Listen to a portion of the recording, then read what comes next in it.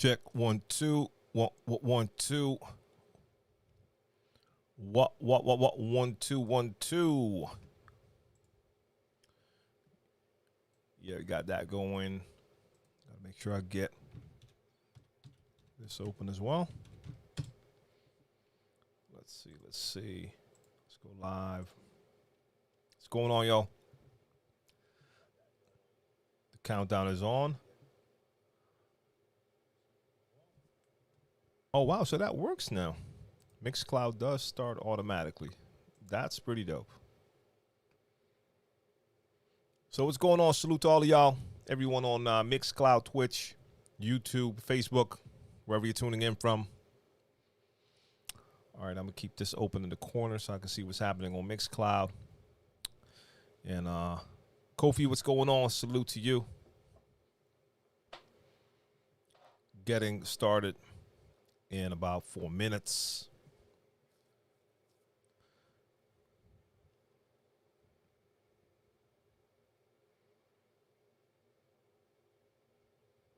All right, so that's good to go.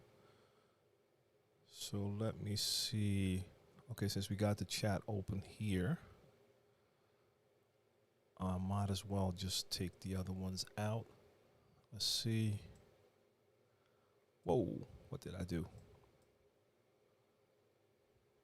Can I put that on top? Let's see. Messing around with OBS a little bit.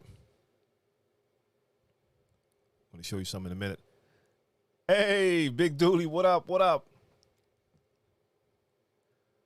I want to make this window bigger. Should be able to do that. Why is that not working? Why is that not working?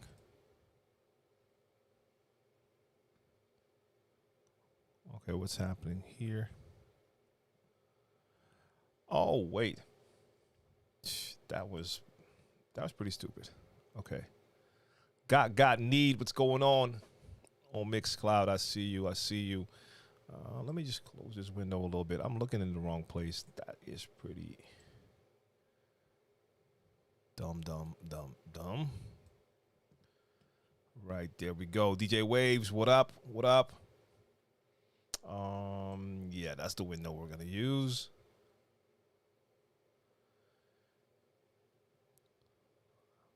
I think I should be fine like this, or should I just open up real quick to see if all the other channels are actually broadcasting? We still have a little time. Let me take a look.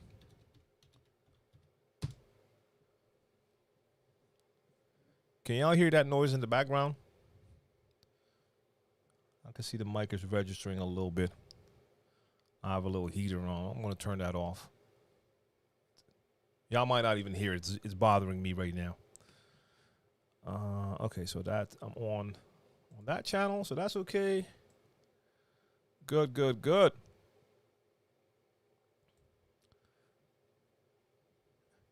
we go. DJ 6 is in here as well.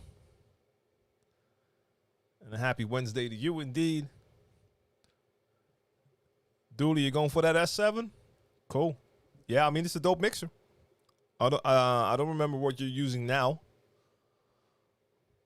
In the meantime, let me turn that heater off.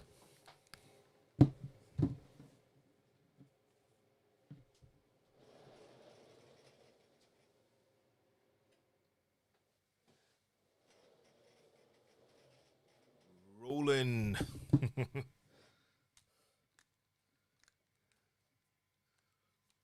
Okay, yeah. I mean, if you're coming from the Newmark scratch, I would say that the S7 would be an upgrade. I have to say, I've never tried the scratch. I saw it. I mean, I think it's a cool mixer, but I don't think it has the same amount of options as an S7. So that should be an upgrade. All right, so we got 2 more seconds, 1 more second.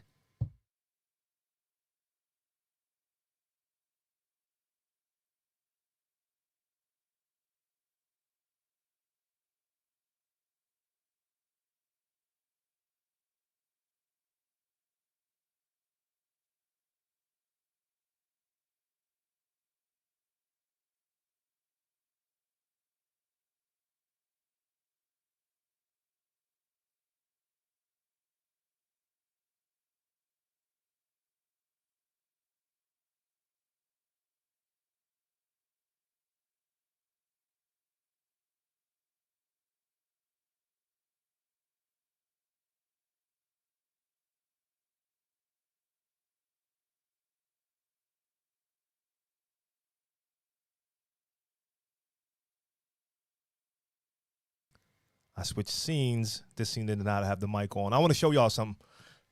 And it's Mo B, right? Mo B, I appreciate that subscription. You probably didn't hear that. Yeah, okay. Yeah, you can see it. I need that to be in the frame for a second. PMX, what's going on? JS Rock, what's going on? So, hey, Vinyl Touch, what's going on? Salute, salute, salute. Check it out.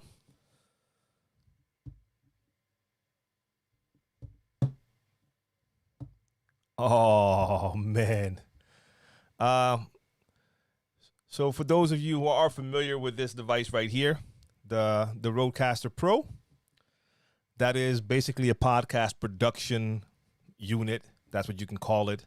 I can get it more into the frame, but you've seen it before. I'll do separate videos on it. They just announced a new update last night, actually. And so this is for podcast recording. So right now my pod mic is connected to the Rodecaster Pro. That has some onboard processing. I haven't even tweaked it to make this mic sound quote unquote perfect, but it works well already. It has like a template for this microphone. You can record inside the unit with a micro SD card. It has a bunch of pads that you can use to trigger samples or even entire interviews, whatever you want to do. It has a Bluetooth connection, a bunch of stuff. But what I love about Rode is they do constantly update. And so right now it's connected through USB to the computer. So OBS is now using it as an audio source. But the update they added tonight is MIDI functionality.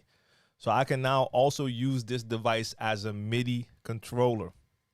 And I just experimented with it for a little bit. But the same pads you can use for samples, right now, I can press it.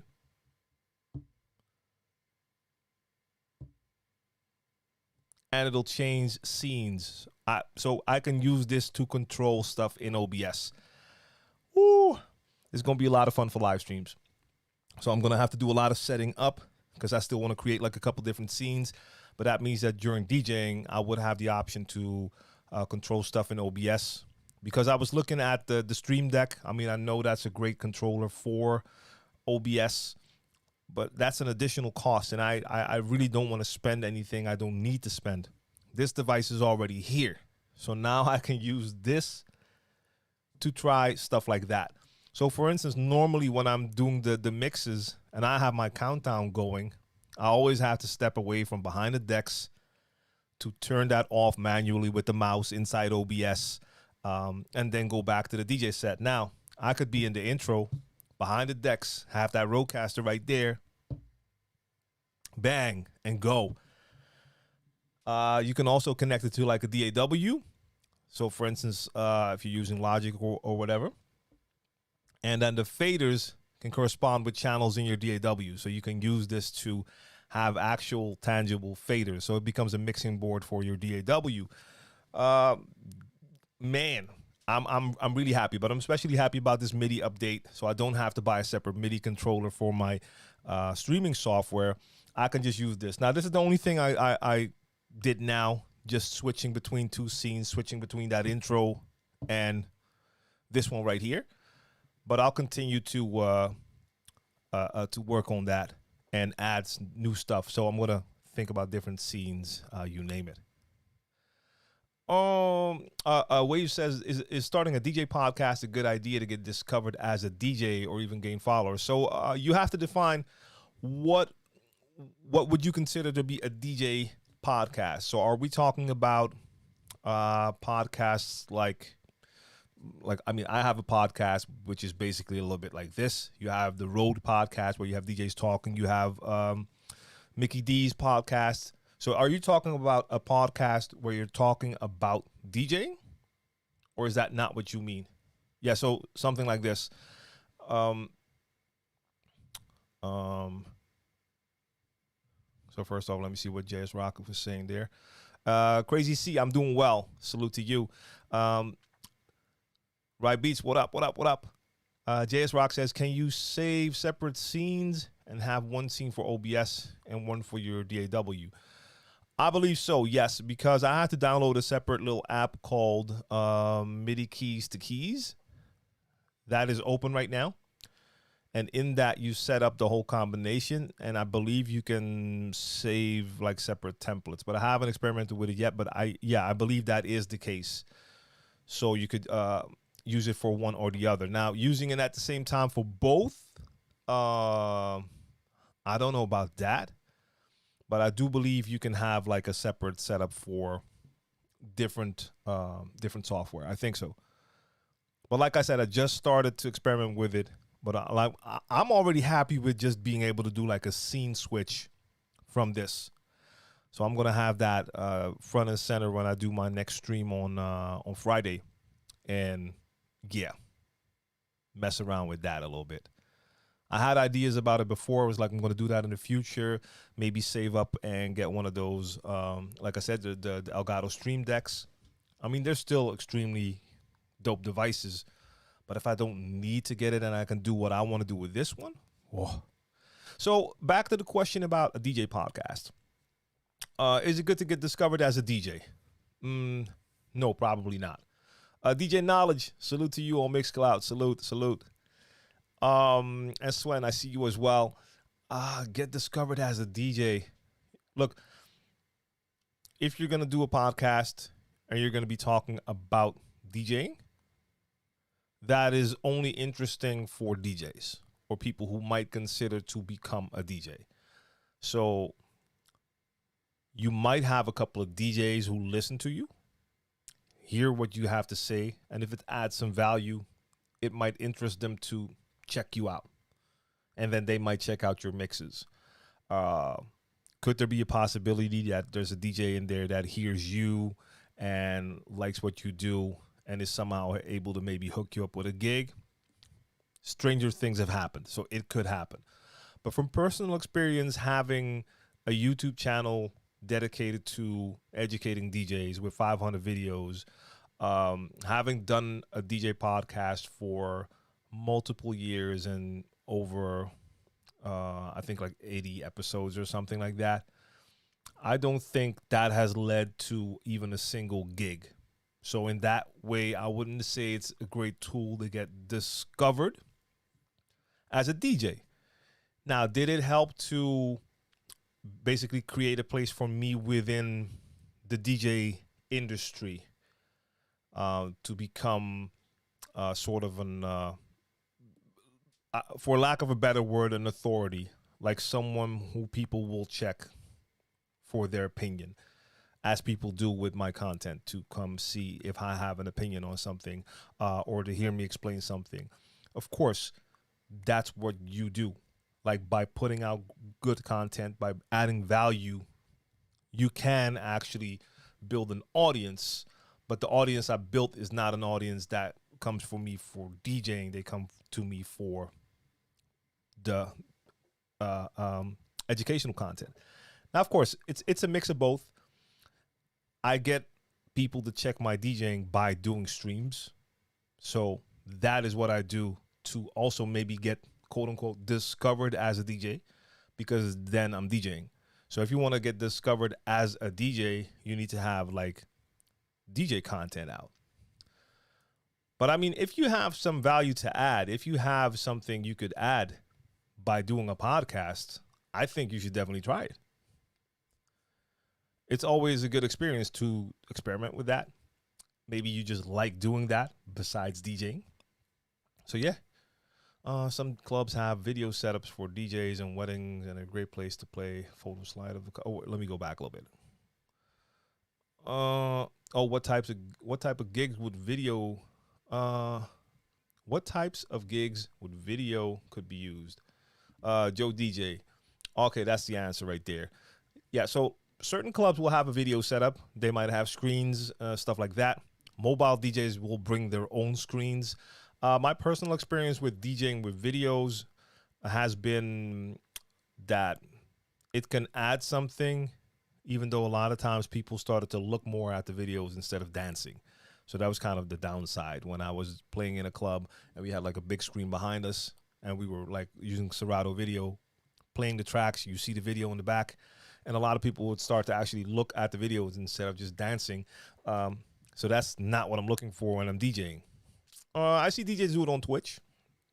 In that case, I think it adds great value. It looks great. There could be plenty of scenarios where a video setup could work, but yeah, it depends on how you use it. If it's just going to be video clips, like Jace Rock says as well, like you could also use it to play video slides of the couple during a wedding, stuff like that. Those could be dope things to add to your overall performance as the DJ there. Swen has a question as well. When I do many stab scratches, my arm for the crossfader hurts and the fingers get stiff. Something wrong with my technique. I can't judge that by just seeing your text, so I don't know if there's something wrong with your technique, or maybe you just did it for too long of a time. So I don't know. After how many minutes, hours do you start to feel the discomfort, the pain? Like if you start to scratch and within a couple of minutes everything hurts, then there might be something wrong with your form. So when you're doing stabs with the crossfader. So meaning you're doing the scratch movement and sideways the fader movement. I don't know if maybe if your position is a little bit off, I don't know, but your fingers get stiff as well. So let me know after how long does that happen, Sven?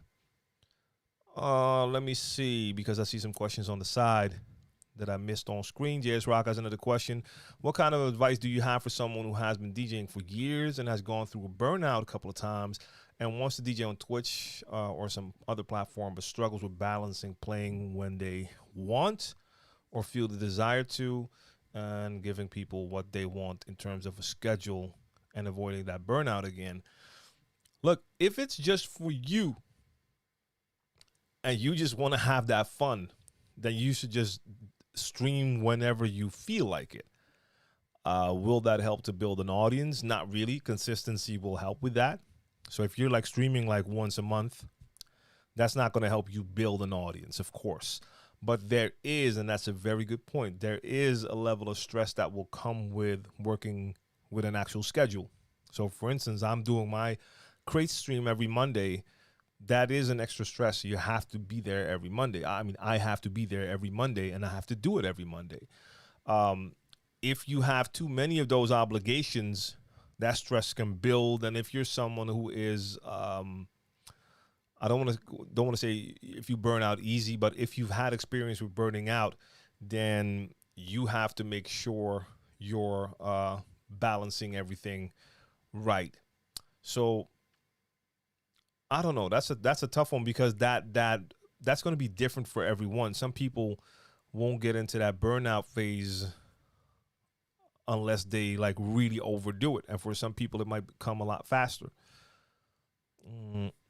Let's see. Did I miss anything here?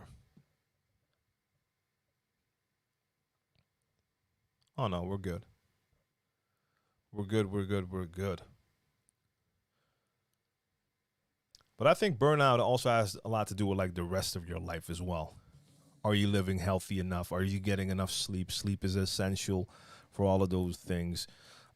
Everything has to be on point when it comes to that. What is that? Okay, my watch is bugging me. I just got to do this in the meantime again, just for a second. Bam, bam. Oh. Man, love it. I didn't count, I think, about 200 just for the practice session. And often I do stab, cut, stab, cut. Could the movement come from the wrist or the fingers? I mean, it's too hard for me to judge like this. I'm not a doctor either. Like, if I saw a video, maybe if you really have a strange position, I could see it in a video. But I'm not sure. No, I'm not sure. Virtual DJ, Lady 80s, what's going on? The question is virtual DJ or Serato video. Not sure what the Serato version is called for streaming live DJ shows. So you want to DJ with video. I don't have experience with using virtual DJ. I've used Serato video plenty of times, and that has worked really well for me. So I couldn't make that comparison. No. The people who I know who stream with video are using Serato video.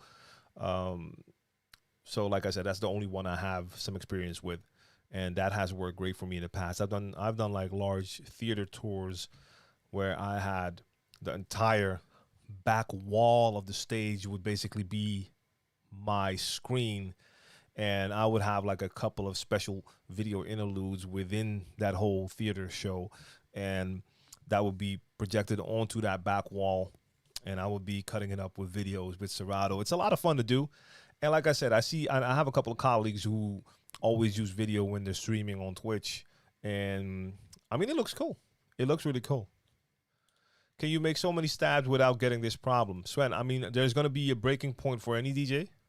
Like, you're going to put a certain amount of strain on your muscles if you do a motion a certain amount of times. Doesn't really matter what it is.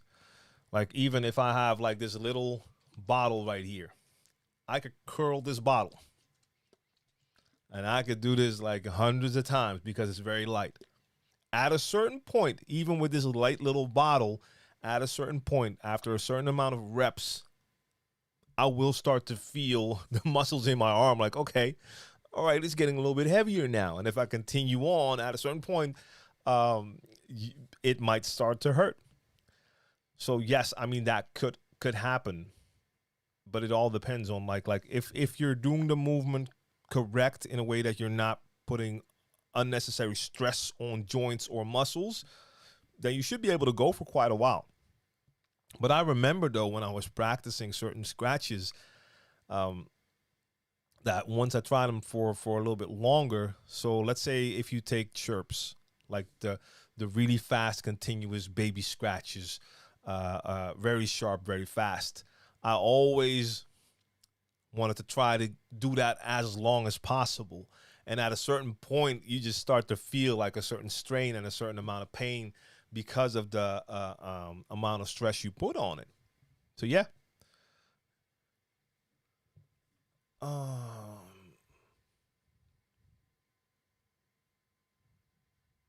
yeah, we got all those. Okay, got you. No, but it's funny, though. Like for real, like even with something light, like I said, do it enough times and you will start to feel it. And even now, like I'm doing it fast. If you do it slower and you really make sure that you actually use the muscle when you're doing it, putting focus on it, then even if I do it really slowly, you can start to feel it even faster. I don't know. Can you put together a DMX mix for us ASAP? So someone on Monday put something in the chat. I forgot the exact words, but it was basically like the person hoped that some DMX would be played. I thought it was just a way of placing a request, and I don't really pay attention to requests when I'm mixing. But at the time, I didn't know. I hadn't heard the news about DMX's situation. Otherwise, that comment would have made much more sense to me. So I only saw that after I did the stream. So I really thought someone was just requesting DMX. I was like, cool. I mean, I always get some requests in there. Sometimes I let people know, like, I don't do requests. A lot of times I don't, don't really answer. But yeah, it's a serious situation as far as I could read. I don't think I'll be doing like a DMX mix really fast. Like I see DJs do these dedication videos, and they clearly like straight away put in time to put together like a routine to make some sort of type mix. I currently don't have the time to do that, so that's not going to happen. Am I playing DMX on Friday? For sure. So I will have DMX in the set. And I mean, I play DMX from time to time when I'm in that certain energy. So yes, I will be playing some on Friday, but like a special mix, I just currently don't have time to put together something like that. Ill Connect, what up? See you. Gio, what up? Garvin, salute. ATM, you asked the DMS question, but salute to you. Gio had a question as well. How much of an understanding of music theory do you think helps DJing? So music theory, Part of it comes into play when we're talking about the structure of songs. So um, it helps when it comes to like mixing and phrase mixing, knowing the structure of songs, knowing how to recognize that. So for me, it wasn't part of like music theory, but it came from drumming. But at the end of the day, that is also part of music theory. But uh, I had an understanding about counting and about the structure of songs from that. But especially when I explain to people how it works when it comes to counting music with beats and bars, and you have phrases, having that understanding, that's when I did my mix tutorial series on YouTube. The counting video was the first lesson. Before you even get into the actual like beat matching and stuff like that, counting, learning how to count, but more importantly, then learning how to recognize where's the one. Okay, how long is the phrase? Okay, I get it. I have a song here that starts with an 8-bar phrase. This song that's playing now has a chorus that's also 8 bars. Cool. Now I know where I'm going to do my transition and how I need to do my transition. So having that understanding, which should be part of the basic, the fundamental understanding of music, will help you to look differently at your own music collection. Because now once you understand how that works and you hear the music you know, then you understand, okay, this is the intro. Okay, that's 4 bars, and then we get like a change. There's a new phrase. You start to recognize stuff like that. And that will help you make better decisions when it comes to transitions. What advice would you give to beginner DJs before a gig? There's a lot of things to think about. I think the most important thing is just being prepared. And I don't mean having a prepared set, but being prepared. Knowing exactly what to expect for as far as that's possible. So knowing what type of gig it is, what type of people are there, what is expected of you, knowing what type of equipment is there, and knowing how to use that equipment. Because if you take all of those things out of the equation and you don't have to worry about that because you already know exactly what they have, you've worked with it before, you brought the right music because you know what type of music is expected, then you don't have to worry about those things. So the preparation is important, communication with your booker, the venue, you name it. And the second thing I always say is know that you're going to make mistakes and that that's okay. Don't go out and think you're going to do like the perfect set, because first off, there is no perfect set. There's always going to be people there that don't enjoy the set as much. Doesn't matter. There's no such thing as doing a perfect set. I mean, you can have a great feeling after a set, but don't go in there thinking you're going to be like delivering a flawless presentation where every mix is perfect, every transition was perfect, every beat was matched perfect, every EQ setting was perfect. Nah, you're going to make mistakes. If you're a beginner, you're going to make mistakes, and there's nothing wrong with that. It's all about keeping it going.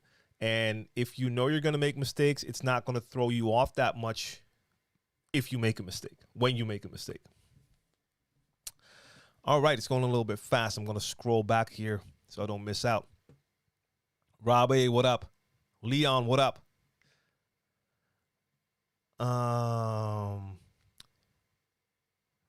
Let's see. With that said, does working out help you improve your speed and strength of your arms? Well, look, will it help? I think being in shape can always help with your endurance, being able to practice longer, stand up straight longer, maybe move faster as well. It can always help. You'll feel better if you're in shape. So it could definitely help you to improve. But to be honest, you don't need to have like powerful arms to scratch. I mean, you have certain DJs out there that are very muscular, but there's plenty like turntablists out there that are very thin, small guys, and there's no issue there. So you can go, I think both will work.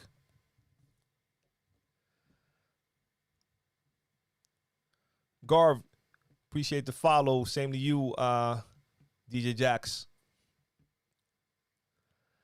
Hey, Philip Rangus is back. What up, what up? Can you ignore the fact that the DJ 400 is a 2-channel controller by using cues? Never used a controller yet, so I don't know how it works. Can you ignore the fact that the DDJ 400 is a 2-channel controller? Why would I want to ignore that? So that's the first part. That's a question back to you. I have a 400, and no, let me just rephrase. I use 2 channels when I DJ. That's what I use. So if it's 2 channels on an S9, an S7, an S11, Reloop Elite, Rain 72, all 2 channels. So that's what works for me. So the same thing happens with the controller. By using cues, and I say, can you replace channels with cues? No, I'm missing out. I don't understand. So let's keep it going. Let's keep it going. Let me know what you mean by that. Because a cue point is just a reference marker in a song. And if you have pads to trigger the cue points, they will take you to that part of the song. So I don't know how a cue replaces, or are you, yeah, you're talking about cue points, right? So how does that replace a channel? So let me know. Johnson fam, what up? I have percussion students, and a couple of those don't realize just how much the music studies can help them. Oh, yeah. 100%. If you're doing percussion, it is vital. It is vital. Yes. Totally agree.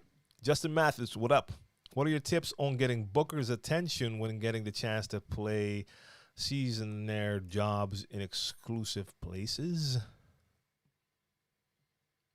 I'm not sure what type of gigs we're talking about here, but networking is going to play a major part in that. They have to know you and know about you in order to even consider you. And if you're talking about like exclusive places, I think you need to make sure that you start to network within those places, which is a little bit harder all right now with the whole current situation. So, I don't have a lot of experience with that. I've never spent a lot of time like trying to get bookers' attention. I was just out there working and doing my thing, and that led to new gigs a lot of times. We have the real AK-47 in the building, and we got Mo Berry up in here. At least I see at Mo Berry, so I guess Mo Berry's in here somewhere as well. I see y'all. Let's see. See, that's what I forgot. I wanted to play some music in the background. Never did that. All right, whatever. Do I miss playing in clubs? Yeah. A bit. Not that much, I have to say. Not as much as I might have thought in the beginning. It's just a different experience, of course. I'm having so much fun with streaming, like playing in clubs. It is a different animal. And I would love to do it again, but it's not like I'm sitting here like, I can't wait for the clubs to open. Unless we're talking from a financial standpoint. Like, I would love to play in clubs again, but it's not like I have to do it tomorrow. But having gigs does mean I'm going to have fun in the clubs again and get paid. So I miss it financially, and I miss it a little bit on the other end, but streaming has provided me with a great outlet. So that's why I don't miss it that much. Alex De Vega, salute. Papo Pablo, checking in. Salute to you. There's Mo Berry. Yep. And we got DJ Humberto Costa. Oh, DJ Brazil. I see you. Let's see. Caught your YouTube video recently on age to start DJing. My old ass needed to hear that. Yes. Trying to balance DJ and responsibilities is a mission. Yeah, for sure. For sure. Especially when you're talking, there's a lot of grown folks out here DJing, having families and all that. So yeah, it is something different. It's a balance. Before kids, I could be spontaneous as can be. If I'm out all night, I'm out all night. If I'm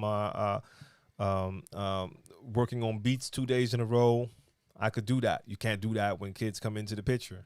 So yeah, the balance is an ongoing struggle for sure.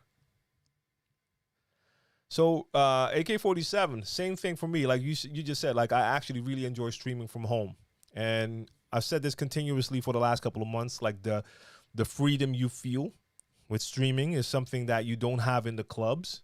And I mean, of course, it's not the same. Like feeling that live energy, it brings something to the table, of course. But the gap has been really filled up. Like I get a lot of joy out of just streaming here, playing exactly what I want to play. If there's people tuning in, that's great. If they're having a good time, that's even better. But I'm doing me, and that just feels amazing. All right, we got quite a few new peeps in here, so I'm gonna do my little gimmick again because I just love doing it. All right, over to the Roadcaster. Bang, bang. For those just tuning in, Rode just released a new update tonight, adding MIDI capabilities to your Roadcaster Pro. So now I can use these pads that you normally use for starting samples. I can use them to also MIDI control, for instance, stuff in OBS. So I just did a basic thing where these two pads now switch between scenes in OBS. So next time I'm DJing and I have my starting screen up, I don't have to walk to the computer again and do that manually with the mouse. I can just say, okay, the timer is done. Bang, hit that button and go into a separate scene. So now I'm going to start experimenting more with scenes. That's just one of the updates. They did more. But yeah, I'm going to be doing this all day. Just hitting those pads. Let's see. Rum and bass. When playing in clubs, how do you follow up with a huge banger that gets the crowd excited? Do you change genres or switch to another track with a different tempo? How do you follow up with a huge banger? Now, look, reading the crowd is really important. You're going off the crowd's reaction. So, like a total 180 from streaming at home. Streaming at home, I'm playing whatever I want to play, whatever I feel like playing. In the club, I'm testing the crowd to see what they're feeling. So if I hit them with a banger and they're feeling it, then I can continue down that path and play something that is a similar vibe. And I could do that for quite some time. And either I feel that it's the right time to now try something else, and then I'll try a different genre, different tempo, you name it, and see how they react. And if they react the right way, I'll continue that way. If I don't get the reaction I wanted, I'm going to try something else. So it's all about knowing how to read your crowd's reaction. So, of course, you're going by feeling. Like, if you got them going, then in your head while you're playing a track, you're probably already going to be thinking of a next song to play if you know your music. And that keeps me going. And sometimes you draw a blank sometimes. Sometimes you play something and nothing comes up in your head yet. If that happens, then I might just go for one of those tracks that should always work, just a hit. Even if I wasn't feeling like playing that track, I'll play that track until I get the vibe back. I mean, it happens sometimes. But yeah, it's all about reading that crowd. Really important. All right, Philip, let's try again. Sorry, I don't know how to say it. I think I saw James Hype using a new sound in a hot cue and not a channel. So like 2 tracks or 2 effects on a single CDJ. Now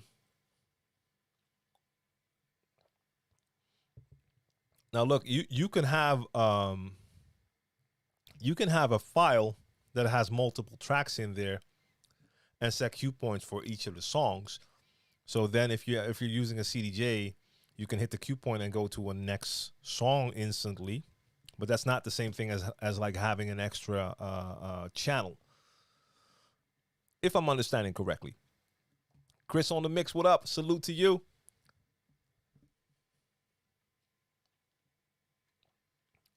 T-Run it. Garen, what up? What's a quick way of cleaning out your crates? A quick way of cleaning out your crates. I mean, the quickest thing would be deleting them, but then you have to start all over. So it all depends. Like, do you have just, are all your crates just, how should I say? Standard crates is not what I want to call it, but do you just have a structure with crates for different situations, or do you make a new crate for each gig? Like if you have a standard set of crates that you created, then I don't know if there's a lot of cleaning that will go on. So for instance, on Monday, I did a set.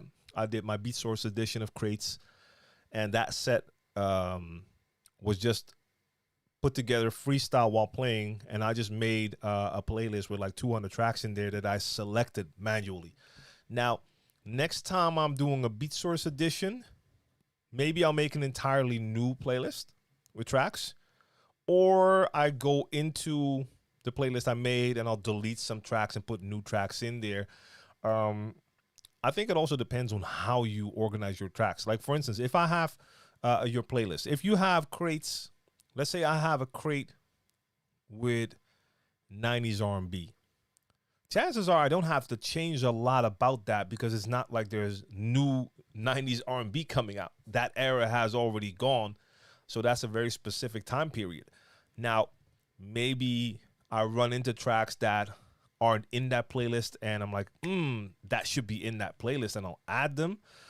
Maybe at a certain point, I'll run into tracks inside of a playlist and I just know like, hey, I've had this crate for years. I always scroll by this track and never play it. Maybe that's a sign that it shouldn't be in here because I'm not going to play it. Same thing. You might have certain clothes hanging in your wardrobe, in your closet, and you just really like that shirt, but you never wear it. And every now and then you want to clean your closet and you see that shirt again. And you don't want to throw it away because it's so beautiful. But if you think about it, you haven't worn it in 10 years. At a certain point, maybe you should just get it out of there. P-Fu, I don't know. If he's talking about duplicates, that's a different scenario. I don't have a lot of experience with having duplicates in my crate, so I don't know if that's what he's talking about. So let me scroll and get back to the recent questions. Mixmaster G, what up? Yeah, there he is. What up? Saiku, what up? How often do you use to practice when you were... Damn it, it went out of the screen. I'll find that question again. Hold up. JS Rock has another question. I spent a long time getting good at DJing, and once I got to a point I was happy, I found the industry changing and DJs needing to be producers in order to make it. I have had 2 open heart surgeries and just don't have the energy to learn an entirely new craft. I struggle with feeling like a failure and that my career as a DJ failed. Look, that all depends on how you judge success. And why did you get into DJing? I got into DJing because this was something that intrigued me and I wanted to do it. And I never started out because I wanted to do this to play in front of a bunch of people, play in all sorts of clubs. That all just came later. And even though that was a lot of fun, I can have a lot of fun just playing at home as well. Now, industry's changing. Yes, that happens. DJs needing to be producers in certain genres. So I don't know what genres you were playing. Like I know with house and with certain house genres, I know bookers don't even add DJs to their roster unless those DJs are releasing music, because that works a little bit different in some of the house scenes. For hip hop R&B DJs, it's a little bit different. And like, look, you spent a long time getting good and you got good, right? That's an accomplishment already. If DJing brings you joy, that's a great thing to have. Now, maybe you also had dreams to become some sort of big time DJ. I don't know what goals you had in mind. And if certain things are keeping you from achieving that, like certain things in life are, first off, not your fault. I mean, accountability is important, but you can't really help having 2 open heart surgeries. And if you now don't have the same amount of energy, look, if you still really want it, then even with the energy you now have, you can commit fully to try and do it. But I don't know. I can't speak on your health situation. So I mean, it's hard. It's hard. I mean, let me put it like this: do you feel you've done everything you could? And if not, then the feeling you're probably feeling is regret more than failure. And then you should look at what is still possible now. Yeah, I find it hard to speak on that. I mean, success is judged. People have a different opinion when it comes to success, and that all depends on what the goals were. Lady 80 says 20 years strictly vinyl. Been thinking really hard about joining the DDJ world. Where can I start my collection of DDJ music? Which is the best site and which is the most compatible with all DDJ programs? So a couple of options. You got DJ pools, and DJ pools all have their different selections. So you would have to actually just look into some of those DJ pools to see if they have what you want. Or you have the option of using BeatSource and BeatSource Link, because with BeatSource Link, you can use their archive in basically all DJ software except for Tractor right now. And they have a ton of music. Those are great options.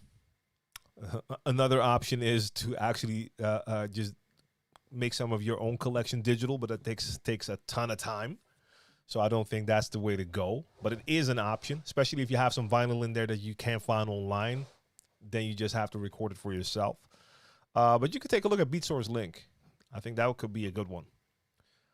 Force One, what up? What are DJs less in demand since Spotify was launched? No, I don't think those two have anything to do with that. Vinyl Touch says even BeatSource are missing some oldies. I mean, yeah, that's possible. Look, even something like Spotify, they have millions of songs. There's songs that are not on Spotify. So that will happen. But if there's a specific song that you have in your vinyl collection and it's not available online, just record it. If you have it and you can't find it online, just record it. Just rip the vinyl, basically. K Smooth 88, salute to you.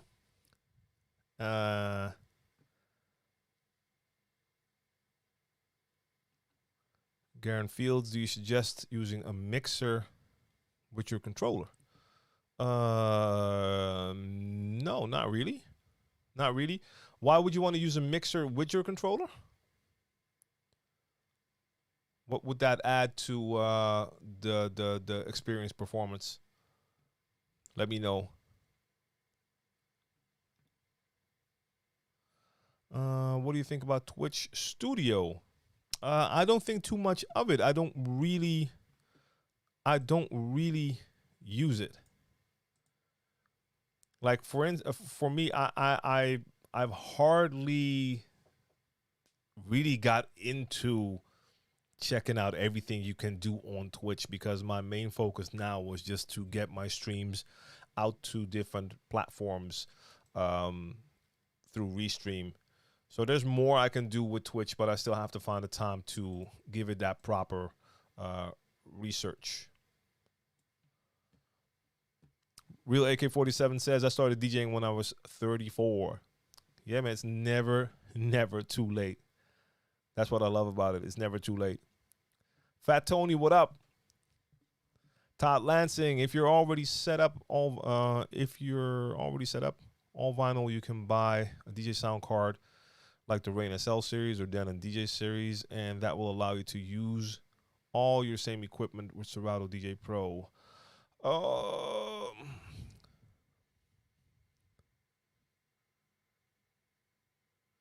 Todd, I think you're basically explaining DVS, a digital vinyl system. Like if you have a vinyl setup at home right now, turntables and a mixer, and that mixer is not Serato compatible, then yes, you could buy an external audio interface that works. So for instance, the Rain the Rain SL series or Denon's, I think it's the SP1 if I'm not mistaken. They do the same thing.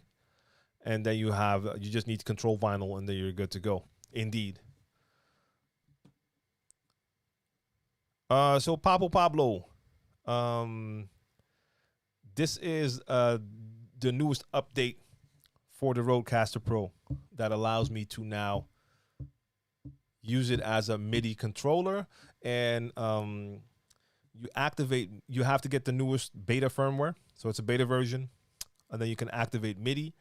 And then I had to download a little separate program called MIDI Keys to Keys. And in there, you just program it. So you go into OBS, the hotkeys. You set a hotkey for your scenes, different hotkeys. And then with the little program, you just tap one of the pads. And then you fill in the hotkey that's supposed to trigger. So I just did it for 2 scenes now. So for my starting scene, bang, this one. And then the main scene, that's this one. So I already see, like, I wanted to explore more or do more with like scenes in OBS. But for now, it wasn't really an option because I can't really control OBS while I'm DJing. I already got my ADA Mini Pro to switch cameras. But now, and I was thinking about at a certain point getting the Elgato Stream Deck to control OBS while I was DJing. But if I now have that option to control OBS with this one, I'm set. I'm good to go. It's not like I have to have like 20 different things in there. Just a couple of things to switch between a couple of scenes and maybe turn on or off a couple of extra things. So being able to do that from here, super dope. And like I also said, you can also now use it in your DAW, and through MIDI, all of these channel faders can be used to control actual channels inside your DAW. So now I actually have a hardware unit to control my channels. So that's really dope as well. Fat Tony, so I'm not using just OBS. That's a GoPro right there. A GoPro 9 that is connected to my A10 Mini Pro. That's my video switcher, but that's basically also my video capture card. That is connected to the computer. So OBS sees the A10 Mini Pro as my video source. Right now, I only have my GoPro connected, but I could connect 3 more cameras to that switcher and switch between them. And on the other side, I have the Rodecaster Pro and the pod mic, and that is also connected to the studio computer via USB. And that is, in this case, my audio input capture in OBS. So DJ Breaks, yes, you can use it as a service controller with your DAW. You can see it on the Rode website. They just did a little video to announce it. And you see him, I think, in Logic, just pulling all those 8 faders up. And then in Logic, you see like 8 channels go up. So recently I had to mix a remix I did for Brainpower. And I was using Studio One, and yes, using my mouse to get those faders up and down. I like having tangible control, so now having this and being able to use that inside of DAW, I think that is a great upgrade.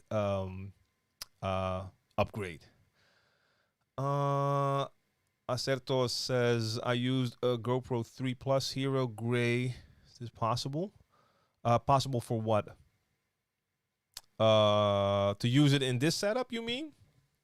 I don't know what outputs are on the GoPro 3. C Brown, what up? So it all depends. Like the 9, and before this, I also have the GoPro Hero 5. It has the HDMI output, and that connects to my A10 Mini Pro.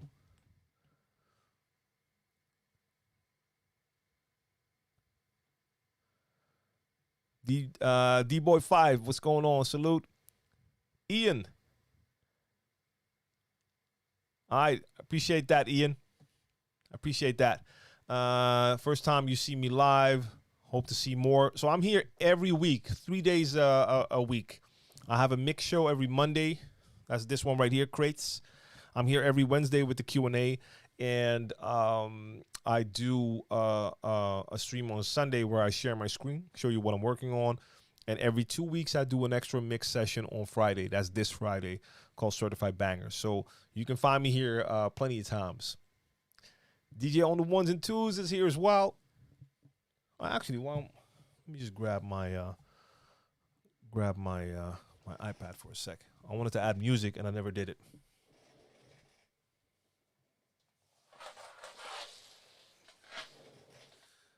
Let's go. Have you ever had a gig in Germany? We've performed in Germany. So I've performed in Germany with Brainpower. I haven't done DJ gigs there. Or have I? Yes, I have, actually. I have. What's the name again?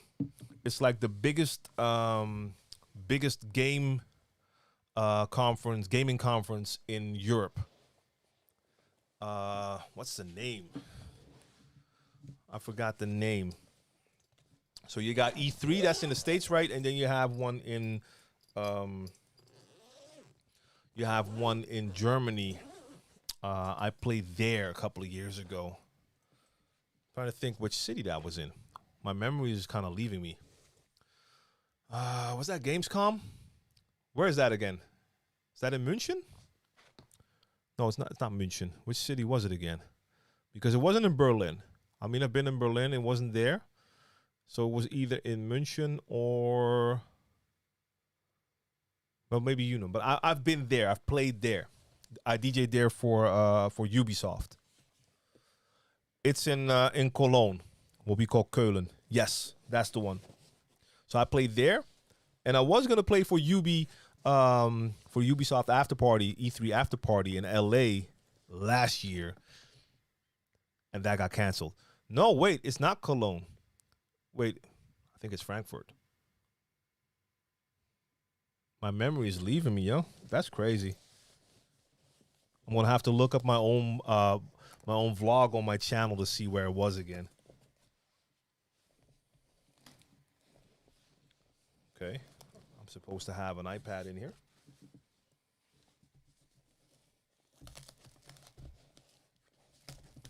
Yeah, it's there.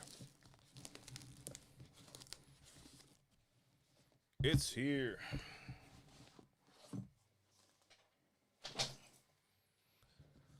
All right. Do you think practicing scratching 4 days a week, 2-3 hours each session, and also staying consistent for months is enough to make a very dope scratch DJ? It's going to be different for each and every DJ, first off. And hearing DJ Shorty talk about it, there's also such a thing as practicing too much. And that can really happen with scratching. So, and I don't remember her exact advice, but it's very important if you scratch that you have a goal in mind, really work on that, and actually don't practice too long. But it's great advice, and I think she's probably right. I just remember I was DJing like all day, every day. Not specifically just practicing scratching, but I was probably like DJing like 6 to 8 hours a day. Just all the time. Just because it was so much fun to me. So I didn't pay enough attention to the clock. So I can't say, yes, I practice scratching like 2 hours a day. I just truly don't know. But I was spending a lot of time behind the decks. Okay, so that's not working. Why not? Let's see. Roadcaster, are we connected? Are we connected? Let's see. Opening iMachine.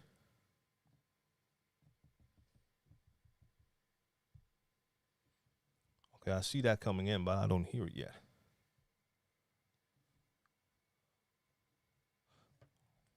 Let's see. Okay, got you.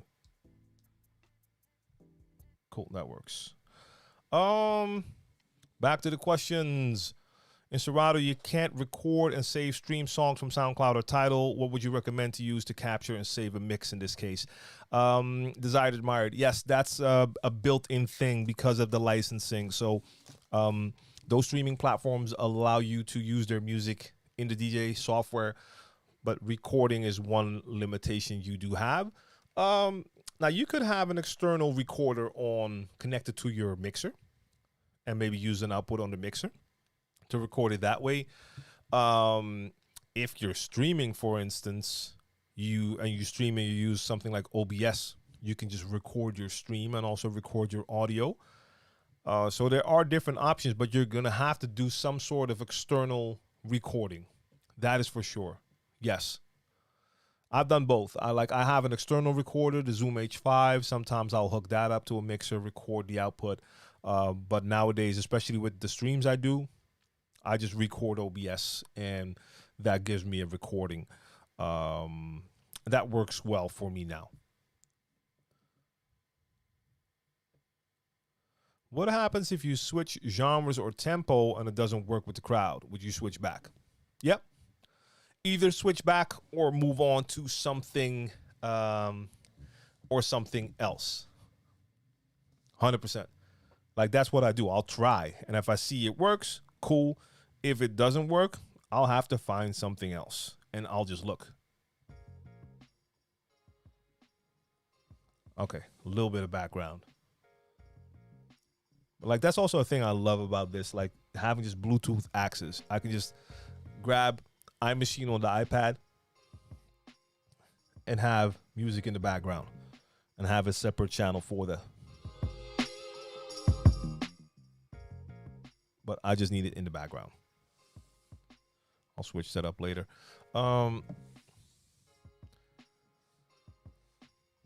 Let's see. What did I miss? Vinyl Touch had a question I saw somewhere about, freestyling. When freestyling, I use the prepare/tag list to have at least 3 can play next tunes. Right. I think I've used that 2 times in my life. Not because it's not a good feature, just because most of the times I'm not going 3 tracks ahead. I'm going through tracks and I'll look until I find what I'm looking for. But it is definitely something that can help. Like, if you see a track and you're like, oh, I definitely do not want to forget that one, but I'm not going to play it right now. Then prepared would be a good thing. I see something about the iRig. Yeah, Mixmaster G. I was actually talking to 2 DJs who are not streaming at the moment, but they are gonna do it, and they were looking at the setups, and I was just talking to them like, hey, I mean, it could even be as basic as your phone and maybe a little thing. And one of them said like an iRig. I was like, yeah, something like that. And they actually both had one, and both of them were not really happy with it either. They didn't really like the audio quality is what they told me. So I've never tested the iRig. I just remember from like a couple of years ago already, like most of my US colleagues were all using iRigs. So I was like, okay, it's probably very good. I never needed one. I had other solutions, but they weren't really happy with the audio quality. So now that I see you say like it's overhyped, I think that may be the case. Like, I've heard it so many times, but I do want to test it myself as well. But yeah, they were both not really happy about it. They both had it and they both said the exact same thing. Let's see. Can a mix of copyrighted music be recorded and uploaded to SoundCloud? Yes, it can, but if it will stay on is a different story. So you can upload anything to SoundCloud, but if it's going to stay up there, that's a different story altogether. So Mixcloud would be the better option because that's the safe place to go for.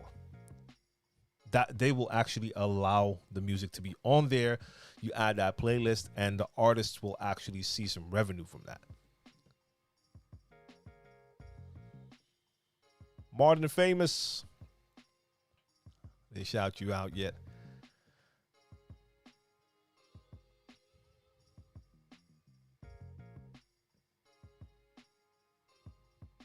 Let's see.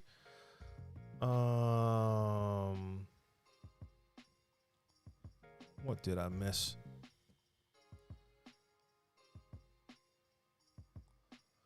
So Real AK-47 said, create setup and organization is like a fingerprint. No 2 styles are the same. Yeah, I think it's really hard to give people like the advice, like this is how you organize. I mean, I get the question quite a lot, like how do I set up my crates? I'm like, I've seen like 100 different ways. Like every DJ has a different way And I think that is the way to go. Find the way that works for you. And I've tried a bunch of different things, and I'm still not there. I still don't have the setup for crates that really works for me. Up until now, it's just making sure that I have the music in there so I can play. But I can definitely say that my crates are not up to par for how I want them to be, knowing that I could deliver better performances if my stuff was more on point. But it still isn't. It still isn't. DJ Musique or Musique was good. I often struggle with getting my sets started. How do you choose for inspiration, and how do you choose the first song that starts your set? Okay, so when I'm streaming, I have no clue. I literally will, when it's time to start, look for the first track. I'm like, okay, let me start here. If I'm playing a set in a venue and I'm playing after another DJ, so there's already DJs playing, and at a certain point it's my time, I will set up my stuff and start scrolling. I literally have no idea what my first track is before I get there and start looking. That has hardly ever happened that I'm like, yes, this is my first song. Like, I go off vibes so hard. Like, first off, I'm listening. I'll be in the venue at least half hour or an hour before I start playing, so I can hear what the DJ before me is playing. So it doesn't really make sense for me to have a track in my head already, because maybe that DJ plays it 10 minutes before I go on, and then I have to think of a new song. So, yeah. Vinyl Touch. I know. So if you upload a playlist for a mix that has more than 3 tracks from the same artist, it can get muted in certain regions. Have you seen this, and have you gotten this resolved? Nope. When I was doing a previous like mix show on Mixcloud, that was actually called Certified Bangers before I did this live stream. At a certain point, I did an episode, and I freestyle turned it into like a Tribe Called Quest special. And that was indeed restricted, and it could not be listened to from areas like the United States. So basically, my biggest audience could not see or hear that mix. Yeah. So they do that in a couple of ways. If you play, I think, 2 or 3 tracks from the same artist in a row, or if you play, I think, 4 or 5 of one artist total, or like 3 tracks from one album. There were a couple of things in there, indeed, and then it can get blocked from certain regions. That's the only issue I've run into with Mixcloud, but when it happened to me, that's at least, I think, 2 or 3 years ago. So I don't know if that's still exactly the same, or if there's plans to change that. I still need to have a talk actually with someone at Mixcloud to see what's going on with that. Same thing with the fact that Mixcloud is not added to the Restream chat that I'm using. I cannot add Mixcloud to it. So on screen, you're seeing posts from Twitch, Facebook, YouTube, but I have to have a separate window open for Mixcloud. So I hope they fix that as well. I think Mixcloud would see more action if stuff like that also works.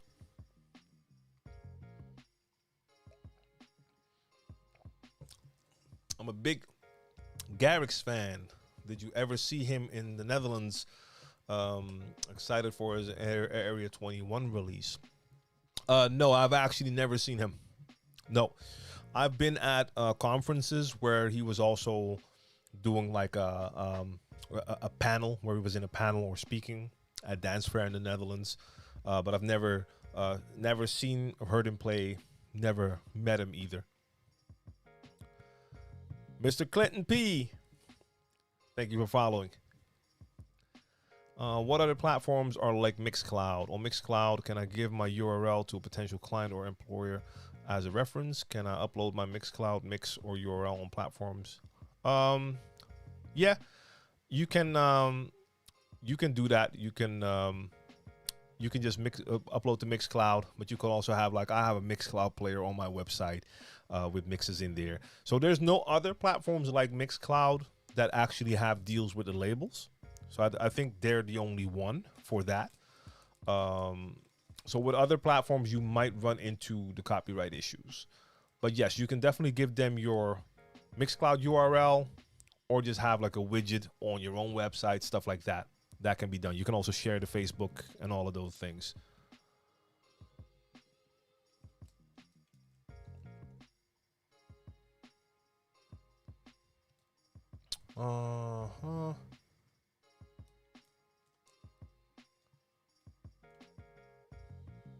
Let's see what else.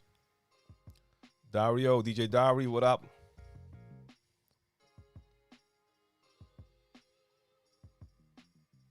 DJing concerts, clubs, music production, sharing your knowledge, live podcast. You did a lot successfully. What would be the next mountain to climb for you? I'm not really going to talk about that, and the reason is I've talked in the past. I've talked too much about things that I hadn't done yet, and I've learned from that. So I'm going to refrain from speaking too much about things that I'm planning to do or have in the works until it's time for it to actually happen.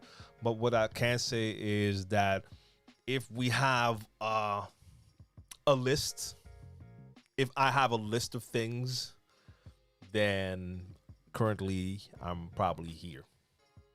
So I have a lot more on there, but just not anything I can speak on right now.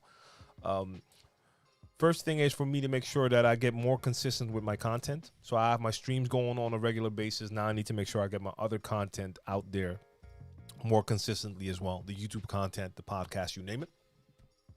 And then there's a lot more. That's all I can say. How do you manage your files? Do you have your files in one folder and the crates in Serato only? No, like my crates in Serato, in Rekordbox, wherever I put them, my crates are also like that on my computer. That is the way that I've always worked.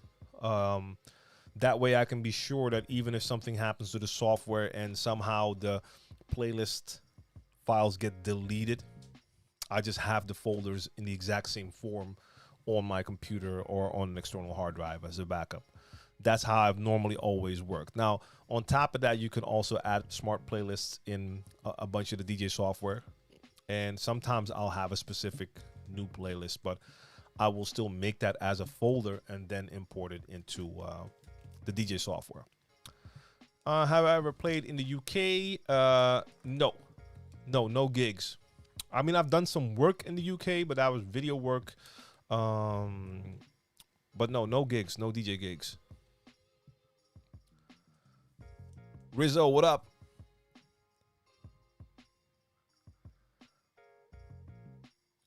All right, that's a question for the chat from Rum and Bass, or maybe someone answered that already about Mac OS.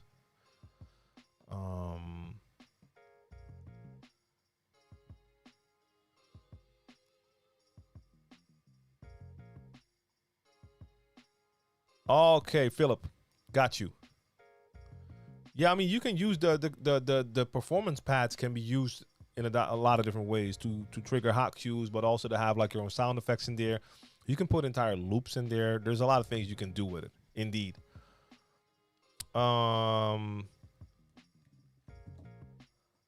Okay, so you've been watching a lot of scratch videos, my scratch videos, but you can't seem to get it right. What are your scratch settings on your software? I can't see what your settings are, but I doubt that the scratch settings in the software are causing the issue. Unless you're telling me that if you move the platter or control vinyl back and forth, that it takes a second before the audio goes back and forth, then something is wrong with the settings. Otherwise, that shouldn't be the main issue. So how long have you been practicing? You've been watching the videos, but how long have you been practicing Riyadh? And Lady 80s, you do not need an Apple laptop.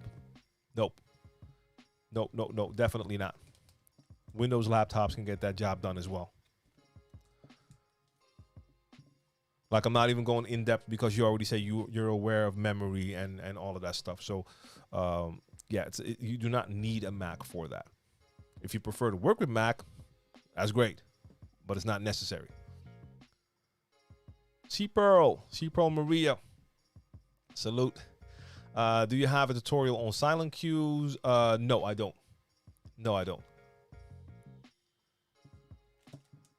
Let's see. DJs, all right, Papo, good topic. DJs not necessarily need to be producers, but now you are expected to be a promoter if you work the bar slash lounge circuit. So I understand things are different all over the world. And let's not take the pandemic into consideration. Just let's talk about just before that. I know things are going to be different in different countries, cities, but I have seen this as an emerging trend, and I've heard DJs from a lot of different places talk about that same thing. DJs, when they get booked, they also are expected to basically really be a promoter. So, of course, I understand that if you're getting booked, that an organization would appreciate it if you could post a flyer on your social. I get it. But for the DJ, that makes sense as well, because you're going to also let other promoters and people know that you're actually working. It's a good look. But beyond that, like a lot of times you hear that they're really expecting you to push hard when it comes to the promo.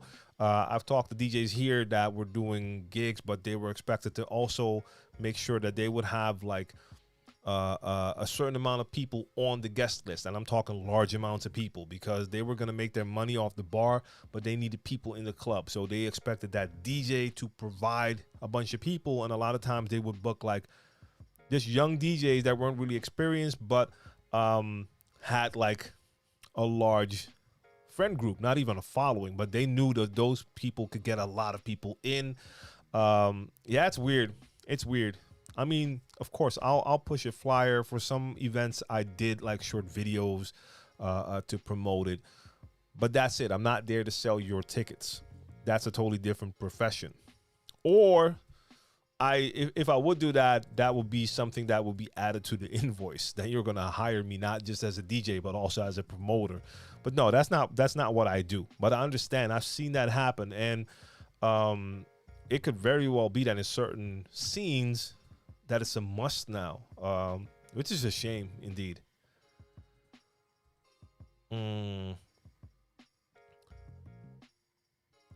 So, Philip, if for instance, let's say you have Serato, and you're using their sample banks, like a lot of times people will have like a little drops in there or sounds. You could put an entire track in there as well. Yes, and just trigger that. You just hit that pad, and the track starts playing, and it can play an entire song. So that is an option.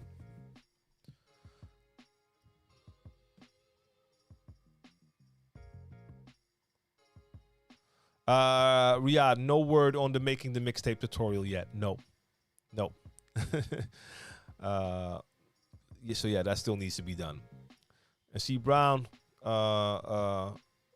thank you for following. If I didn't mention you already, for hip hop beats, beat junkies, record pool, hands down.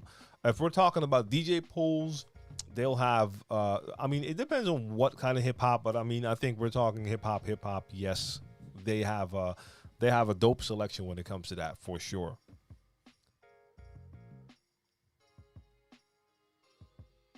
I have the feeling that this stream chat I have open in OBS is throwing messages all over the place. I'm seeing stuff that I read like 30 minutes ago, and then I'm reading stuff that I haven't seen before.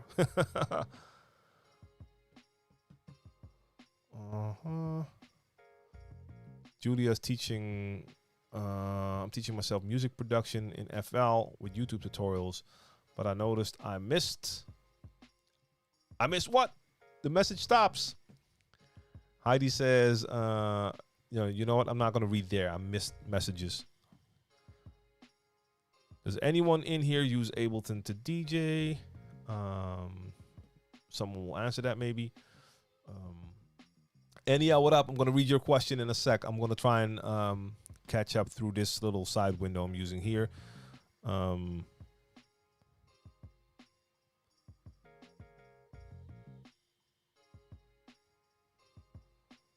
Is Tractor still good? Yeah, sure. I guess it is. Just not a lot of people using it, but that doesn't matter. Could be right for you. T Run It, getting phone calls when watching the stream. Yeah, you missed everything. Like everything important has just been discussed, and we're done. Nah, all good.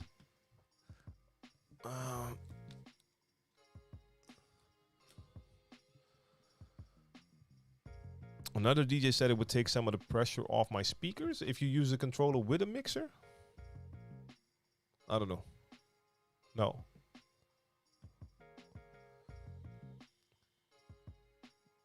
DJ Beaks, bless. Acertos, Batala from Brazil. Salute, salute.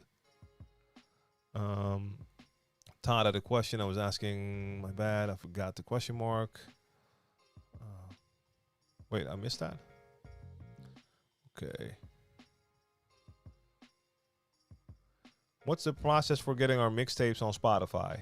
I don't know.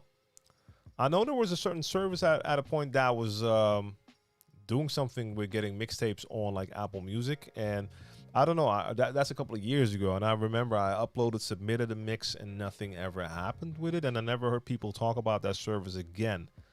So I'm not even sure if there are a lot of mixtapes on Spotify. I haven't really looked into it anymore, so I'm not sure. Maybe someone in the chat has.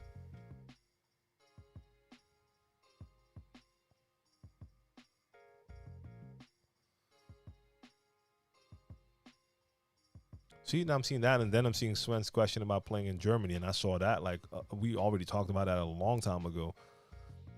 So it's weird how it places them here.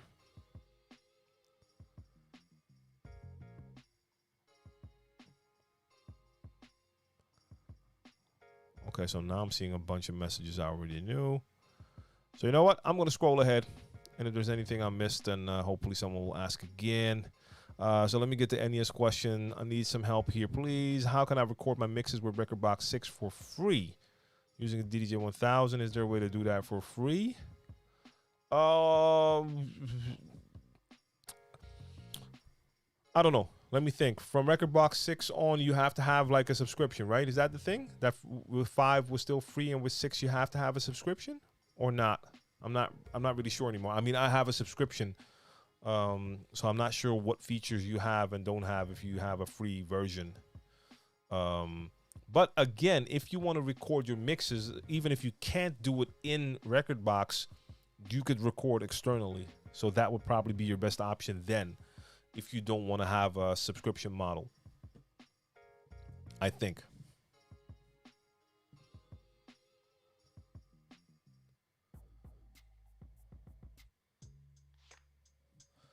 All right, let's see. Okay, someone already talked about the silent cues, right?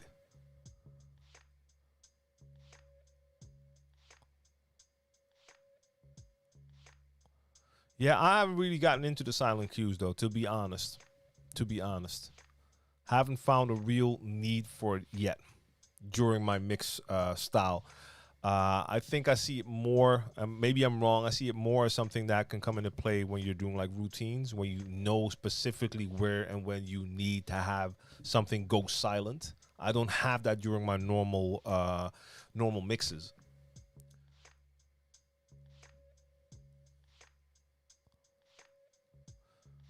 So Mixmaster G, I think he's saying like what you're saying. I'm not sure. Is that the case in Rekordbox 6 if you don't have a subscription? I'm seeing that the record button is locked for NEA. Roman Bass asks, when playing at a live event, do you ever do live remixes or do you pre-record them before? If you pre-record it, it's just a mashup you made at home. If you do it on the spot, it's a live mashup. Same thing. Yes, I've done that. Like just throwing in an acapella, then grabbing an instrumental and throwing that instrumental in. I don't do it a lot though, but I have done that. Yes. And if you have something that's so dope, you could just put it together at home and have it just be a mashup or an edit, if you want to call it that you have in your crates.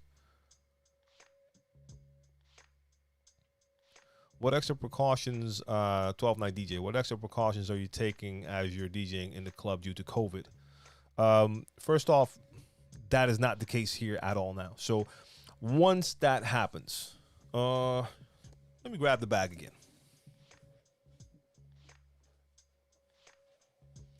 Even though this is not the DJ bag I will be taking when I go to the clubs, it's my bag for the portable turntables. Normally, I used it for a separate project when I was carrying the Rodecaster in here. But things I will always carry with me in my DJ bag from now on.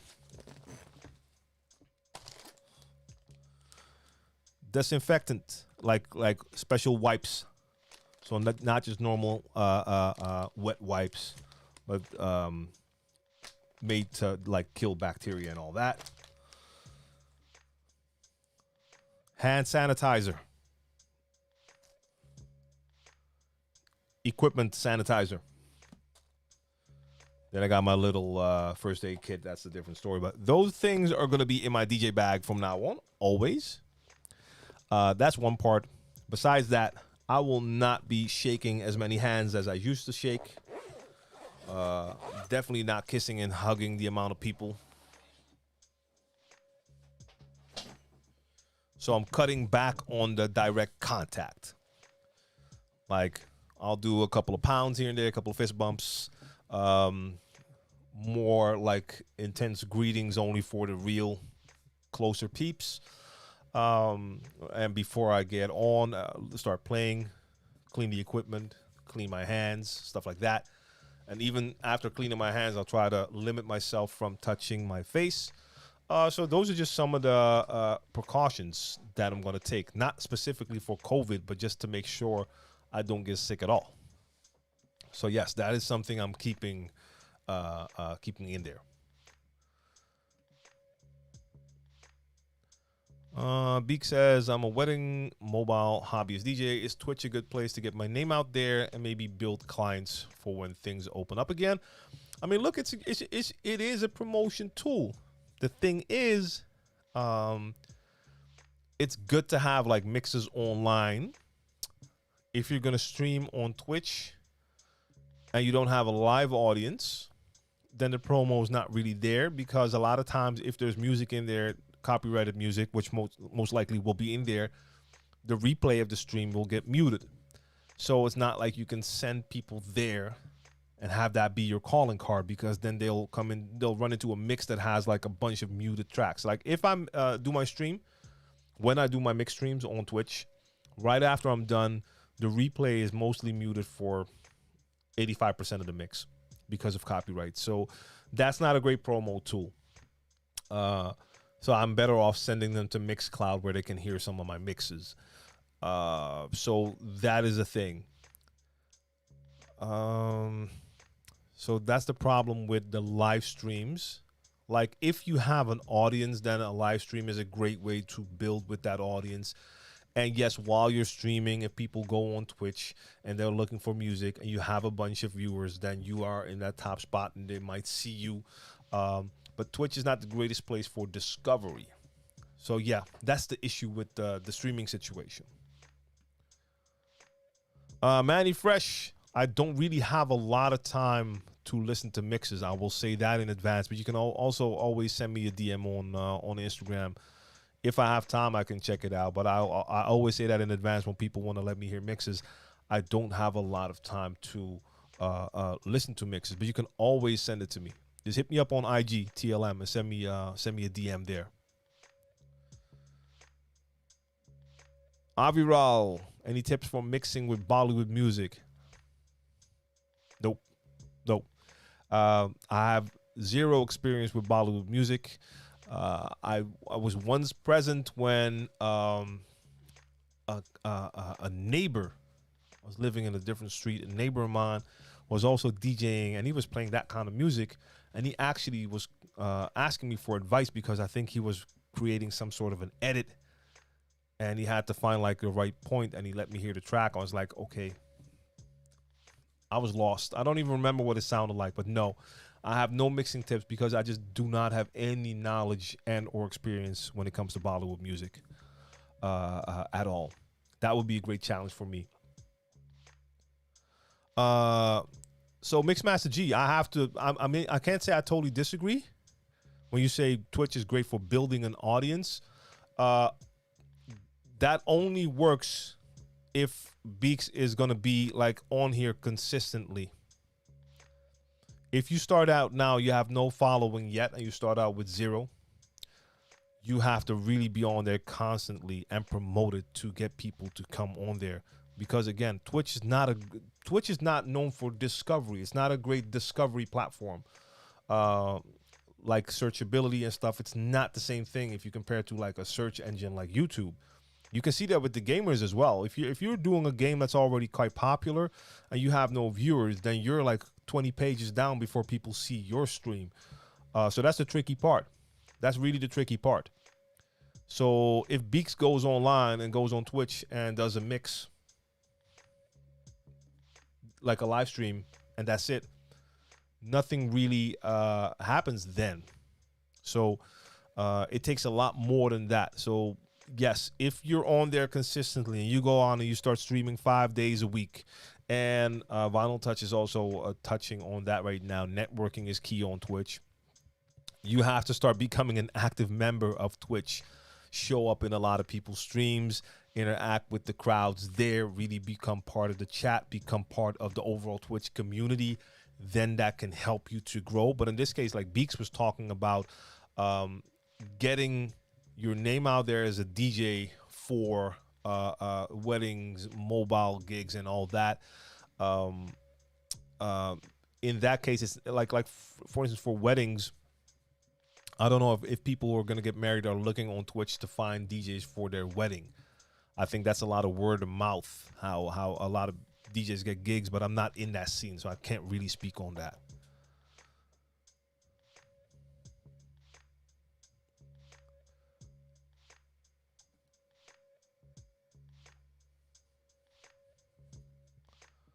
Okay, T Run It has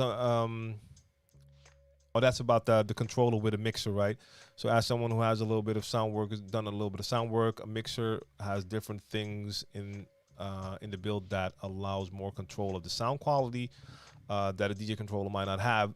True, but if you're coming from a small DJ controller and it doesn't have like a great audio interface in there, and that's your output, it's not like you're gonna make bad sound really good with a mixer, but you have the option to improve it a bit, of course. And a lot of times small controllers don't have the same amount of power as bigger mixers have. What's this? What is this? Why is it being sent to me now? Okay, we'll see once that starts working. Let me switch this up real quick. No. Yep. Okay. Try to teach myself music production. Okay, there's the rest of that question. There you go. Try to teach myself music production in FL with YouTube tutorials, but I missed a base of knowledge and stuff. Do you suggest to do a little study and course for music production? If I suggest that, I find it so hard to comment on that. I mean, I've never done any course, but the same thing as with DJing, I drummed before I started DJing, so that gave me that base knowledge. I believe you can find all of the base knowledge you could need on YouTube, to be honest. Making beats is also really about experimenting and having fun with it when you start out. And the basics that you need can be found on YouTube. I think that is enough to start. Now, for some, it might be interesting to follow a course to see step by step how you can create a song. And there's a bunch of courses available nowadays. So I'm not saying that you shouldn't do it, but without a course, you can still start making beats. I mean, it should also, hopefully you also have a bit of an inner rhythm going on. I mean, my youngest son is 9 now. He started making beats when he was 7. No tutorials, nothing, just feeling. And every now and then taking a quick peek at what I was doing and then adding that while he was working. So, yeah, that was without any courses at all.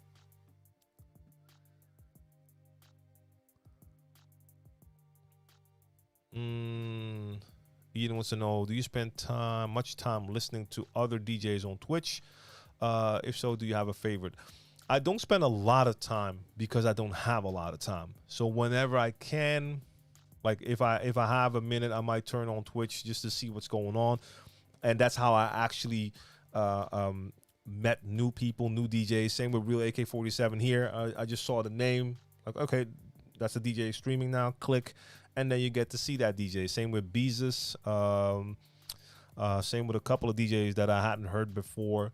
I recently discovered a DJ that I hadn't heard before during Jazzy Jeff had like an entire night dedicated to female DJs, and I came in just as one DJ ended her set, and then a new DJ came in. I wrote the name down. I don't have it here right now, but I remember like hearing part of her set and be like, yo, that's super dope. I don't have a lot of time for it. So it's not, I do not go on Twitch to check DJs. No, it wasn't Caper. I know Caper, but it was someone I hadn't heard her before. Do I still have it on the phone? I might still have it on the phone. I think Caper actually came on after her. I just remember like, hey, that was a dope set. So I'll do that every now and then. I'll turn on Twitch, and then you'll see like a couple of DJs DJing, and I'll give it a quick click to see if it's something I like. If I like, I join the chat and salute that DJ and listen for a while. I'm quickly seeing if I still have that little video on here. I shot a little bit when I saw it, and then I wrote it down somewhere as well. No, I don't think it's in here anymore. That's weird. Okay, but anyway, yeah, so sometimes I do. Sometimes I do. Mesca Leo, what's good? Appreciate that.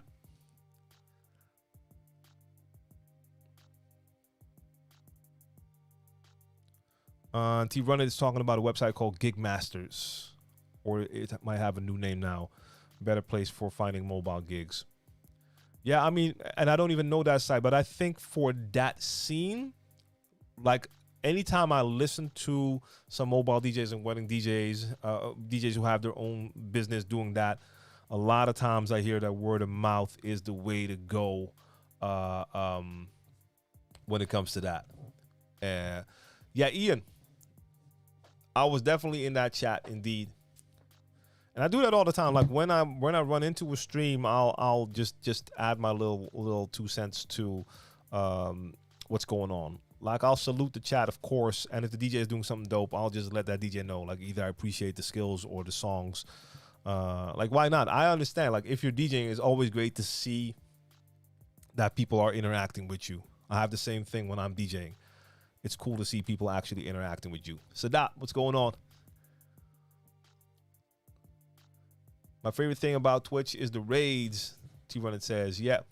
That's how you meet a lot of new DJs as well. Indeed. It's something I forget to do sometimes.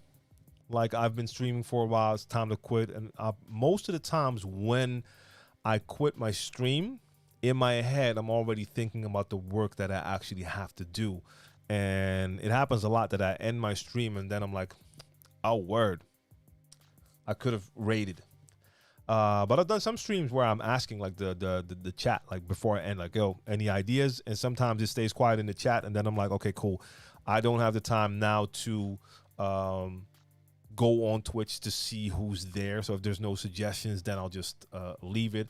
Now, a lot of times during this stream, I might just raid Cleveland Terry because I know most of the times he will be on.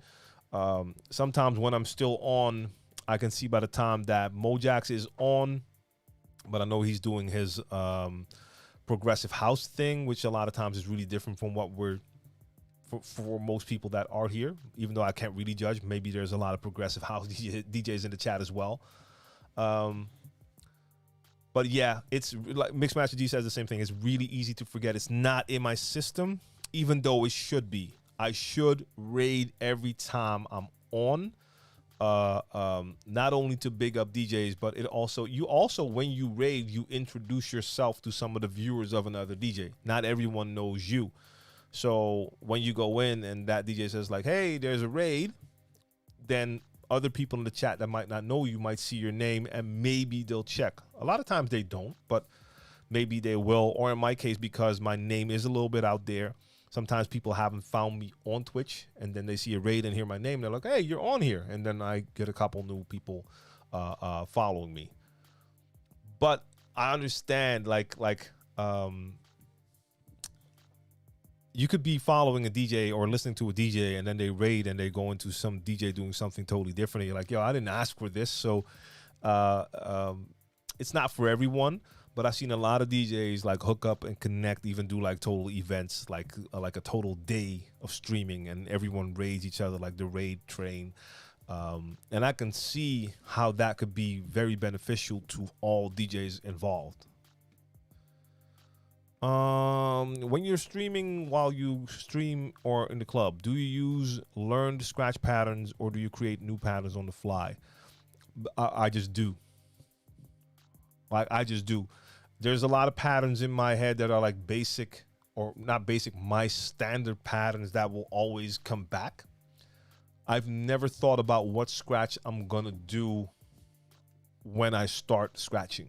I just start scratching. So the set is totally freestyle, and anything I do, including scratching or looping or whatever I do, finger drumming, everything I do just happens on the spot. So yeah. I like to finally buy professional turntables for DJing. Nevertheless, I do not really have the money for Technics. Can you recommend any models or other companies that you like? There's plenty of companies making great turntables. So Technics, of course, they still have great turntables. Pioneer has turntables. Newmark. I have Reloops here. I have Vestax here. I have Denons here. You got Audio Technica. You got Stanton. There's a lot of dope turntables. So I don't have the PLX 1000 like Loco Lopez just mentions. The Pioneers, I've tried them out when they just came out. Really like them. So the PLX 1000 were dope.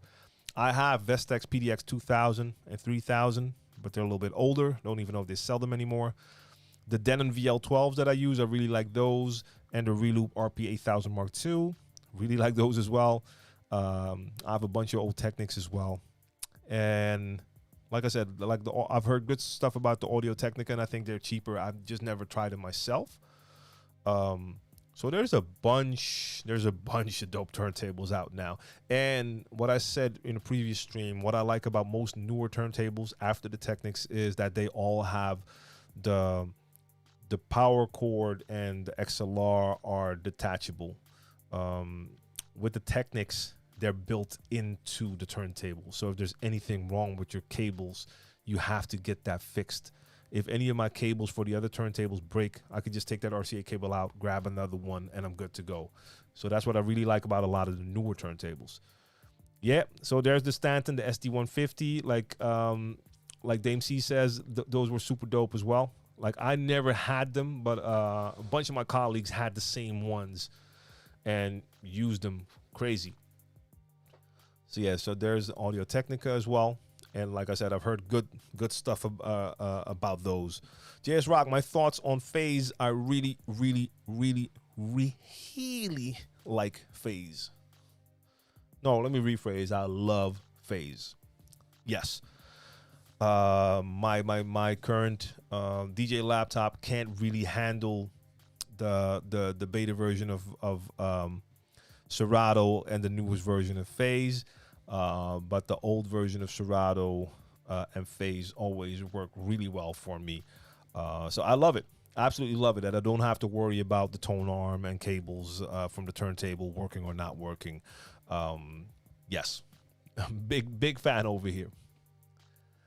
Omar's, what up? Hope all is well. Yes, it is. My question is, where can you the most diverse music? Where can you find, I guess? I have yet to find a record pool that has all I need. Sucks to have multiple subscriptions. Also, should I buy music directly from the record labels instead?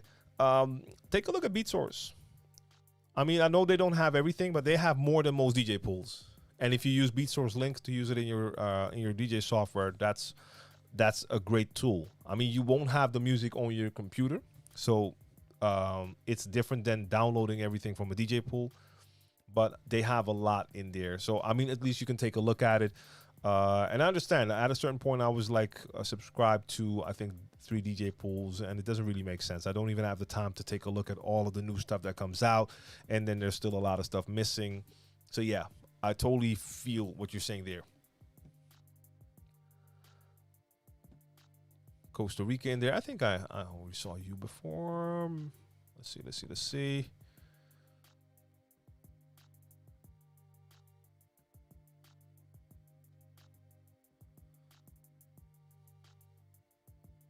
When nobody's looking, what's your favorite genre or tune to play that replenishes your soul and puts you in that special place? I don't have anything that is what I'm playing. So that is the thing that I love so much about the streaming that I'm doing now. In the clubs, even though I only play music I like, I mean, I don't play songs I don't like, even if all the people in the crowd want to hear it. That's just me. But then again, you don't have the same freedom that you have while you're streaming. But I can't think of a track that makes me say, okay, when no one's looking, I'll play this. If it's something that really gives me that feeling, and if it was something that could be played at a party or during a live stream, I'm going to be playing it. But I can't think of any song right now.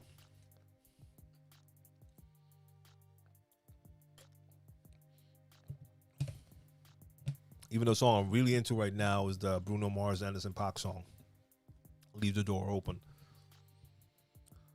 Love that song.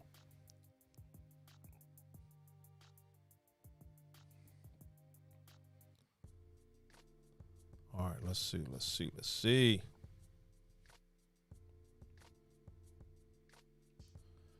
I'm going to scroll ahead a bit again.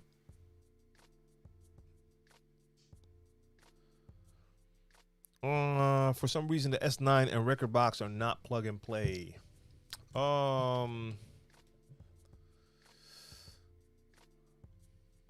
did I fix that? I did something with that, yeah. So I switched from record box to Serato due to Serato video fighting me. But is it working now?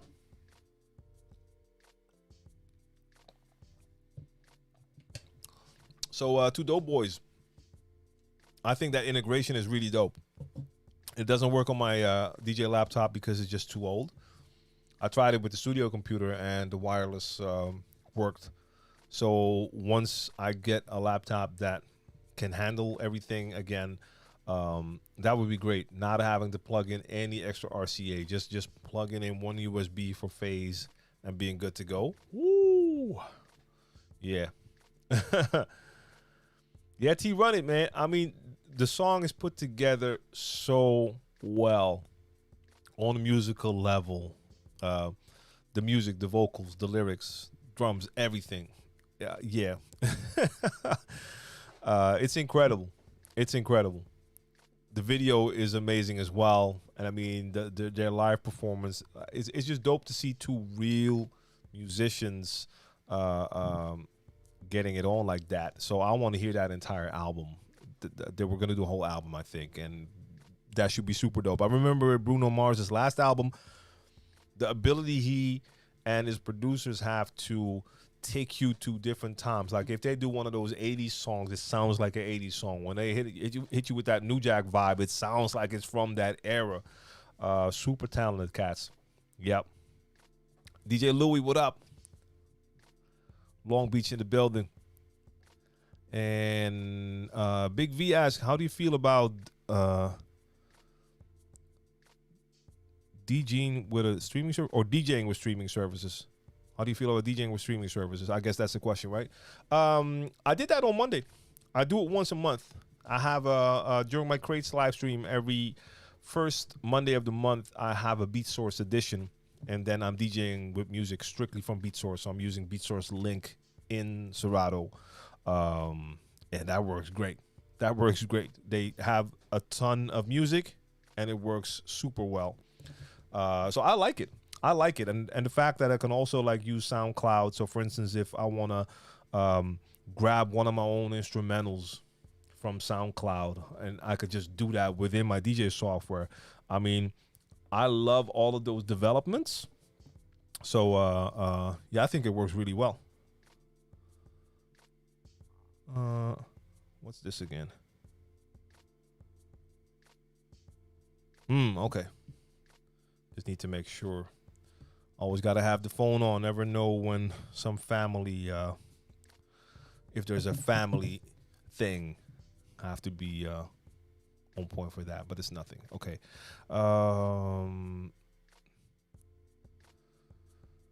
Let's see. If I had to choose, Jazzy Lamel, if I had to choose a mixer, would it be the S7, S11, Range 70, or 72?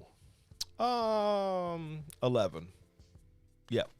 So I like the Rain mixers a lot. I prefer the Pioneer mixers. That's my go-to. I'm most familiar with the Pioneer mixes. Overall workflow, I feel, is, for me, the best on the Pioneer. So I have an S9 and I have a 72. So I love them both. What I like about the 72 is the screen. For some DJs, that's not important. So they get the 70. For me, the 72 with the screen is it. So right now I have an S11 here, but it's not mine. And that is like the S9 with that screen. So the S11 is the one for me. S7 is a great mixer as well. If I didn't have one of those now and I would choose a Pioneer mixer and I didn't have the money for the S11, the S7 would be the way to go for sure. I would pick an S7 over an S9 if I didn't have an S9 for certain features that are on there. But to be honest, you cannot go wrong with any of those four. You cannot go wrong with S11, S7, 70, or 72. Can't go wrong. JS Rock had that blonde moment. Yep, that is what the stream bot is doing. It is sending the messages from YouTube into the chat. Yes. Yeah, T Running, like 100%. Like I really noticed that with that album. So with Finesse, the same thing. You like it. It's not like they're emulating a sound. It really sounds like that era. And yeah, super dope. Hey Ryan, what's going on? And Artie PHN says, I'm trying to learn how to scratch funky. Any tips on crafting freestyle patterns that aren't just 10 chirps in a row? Look, no, I actually don't have advice for that. To me, it's one of the most important things, funky. Like, I'm nowhere near the level of a lot of the turntablists and scratch DJs that you see online in streams, but especially on IG with their short clips and little performance videos. A lot of those DJs are miles ahead when it comes to techniques.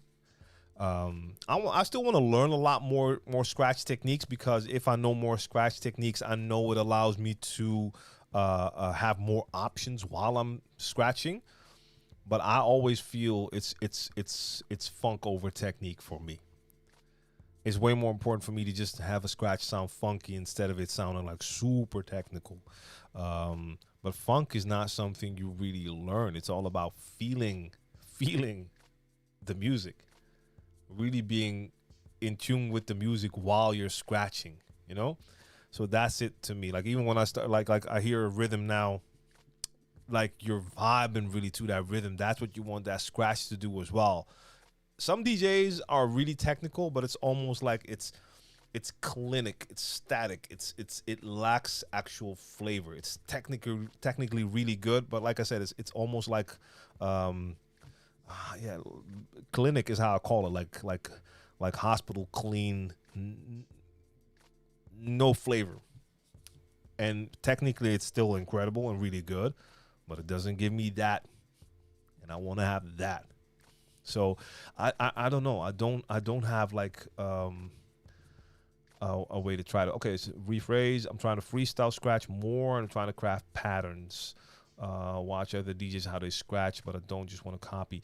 So that's the thing for me. I never, and I'm not saying it's a bad thing, and I see a lot of tutorials where people are teaching, yes, sterile is a good word, same thing, like, yes, sterile. SK break, so thank you, break the rules.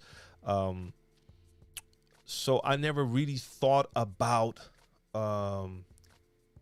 creating patterns. I would always just scratch.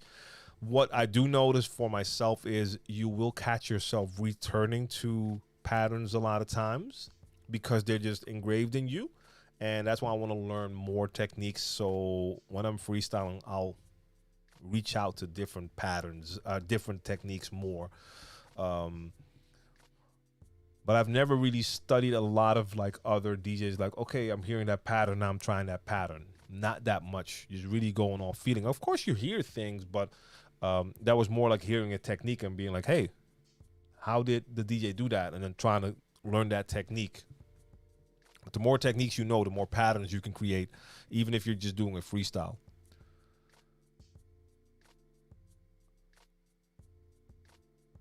So yeah, T-Runner says, like listening to military bands play a song that was popular by New Orleans street musicians. There's a level of grittiness that lacks when it's too mechanical sounding.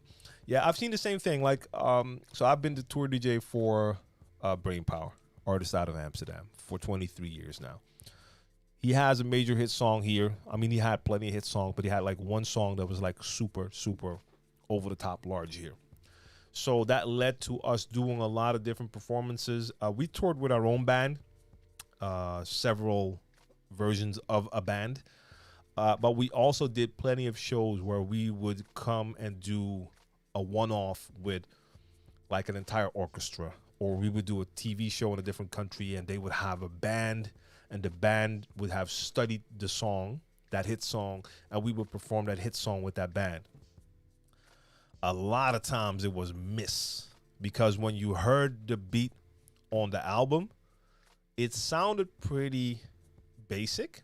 Or, I mean, that's no disrespect because it's not basic.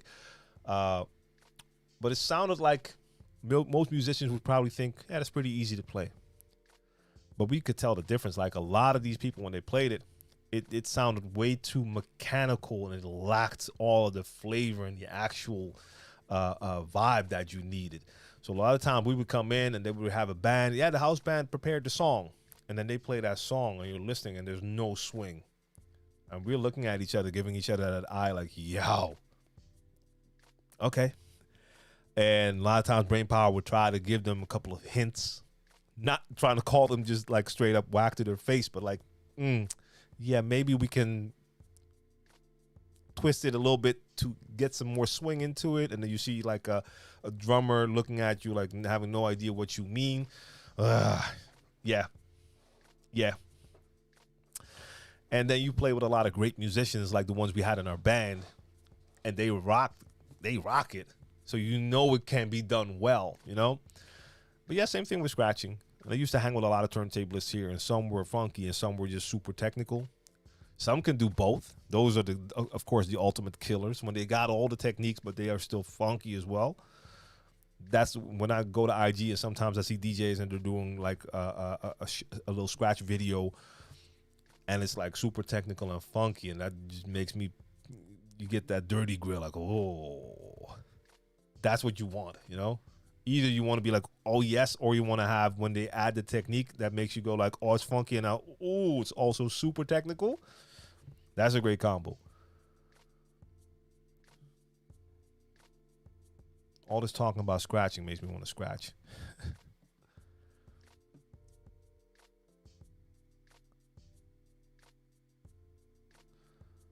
Yeah, and that's the thing with a lot of the...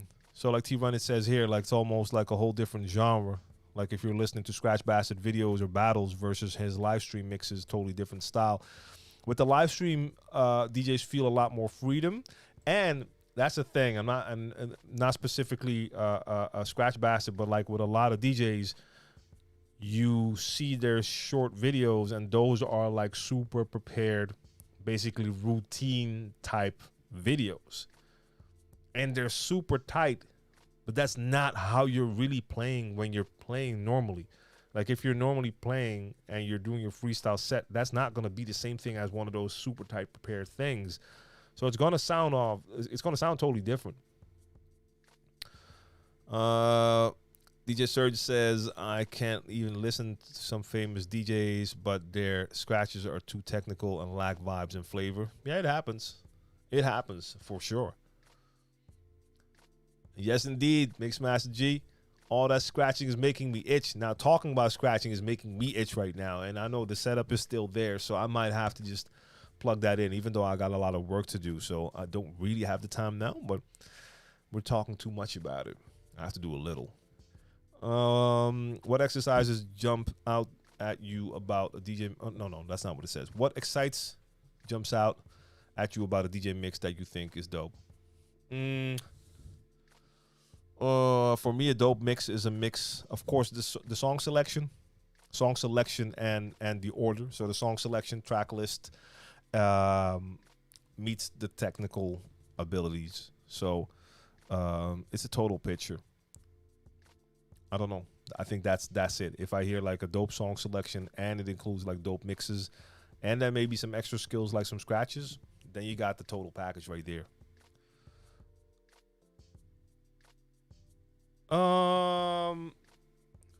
Wait. No, JS Rock, I didn't. I didn't.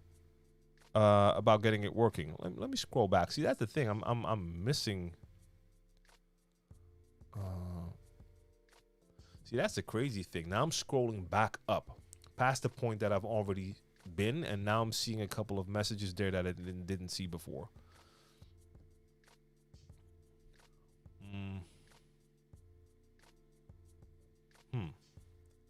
So no, I kind of missed that. I don't know how. Another question about Art of PHN. Do you have a huge bank of scratch samples you're constantly mixing with? No. Or do you stick with a few that you feel are essential? No, not either. So during my live streams, I pick basically only sounds from the songs that I'm playing. That's what I'm doing the entire time. If you see my live streams, I have a song playing, I mix a new song into it, and then halfway through the transition, I'll take the outgoing song, I'll have all the bass out, I might add an echo, and I'll start to scratch with either a sound from the melody or a voice, and I just start to scratch with that. That's what I do like 99 out of 100 times. I'm hardly ever grabbing a scratch sound, quote unquote, scratch sound to start scratching. I did it sometimes in the past where I would like mix in an instrumental, then grab like a sound, start to do some scratches, then load up the track version and bring that in. But now when I'm in the flow, I just use what I have there. So I don't have to think about extra stuff. And you don't end up scratching with fresh or anything like that all the time because you're scratching with different sounds just in the songs. Yeah. While I'm thinking about it, you have options for downloading sounds from SoundCloud to scratch along with your DJ Scratch tutorial video on YouTube. Yeah, they're still available on SoundCloud. All the beats and scratch sounds on my SoundCloud are free. So you can just go to soundcloud.com/DJ TLM, and I have a playlist in there that says, I think, beats and scratch tools, or free beats and scratch tools, I think it's even called. So, yeah.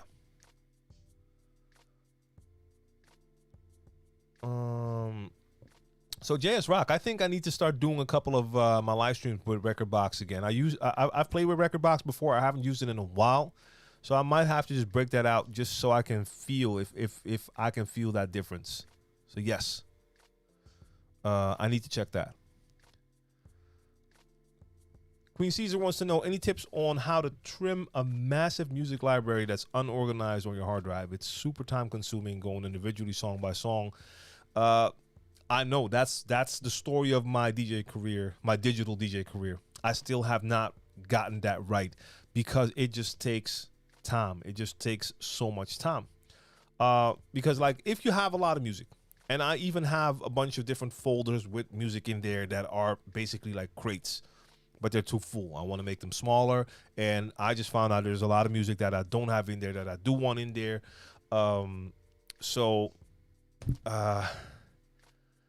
Yeah. Okay. So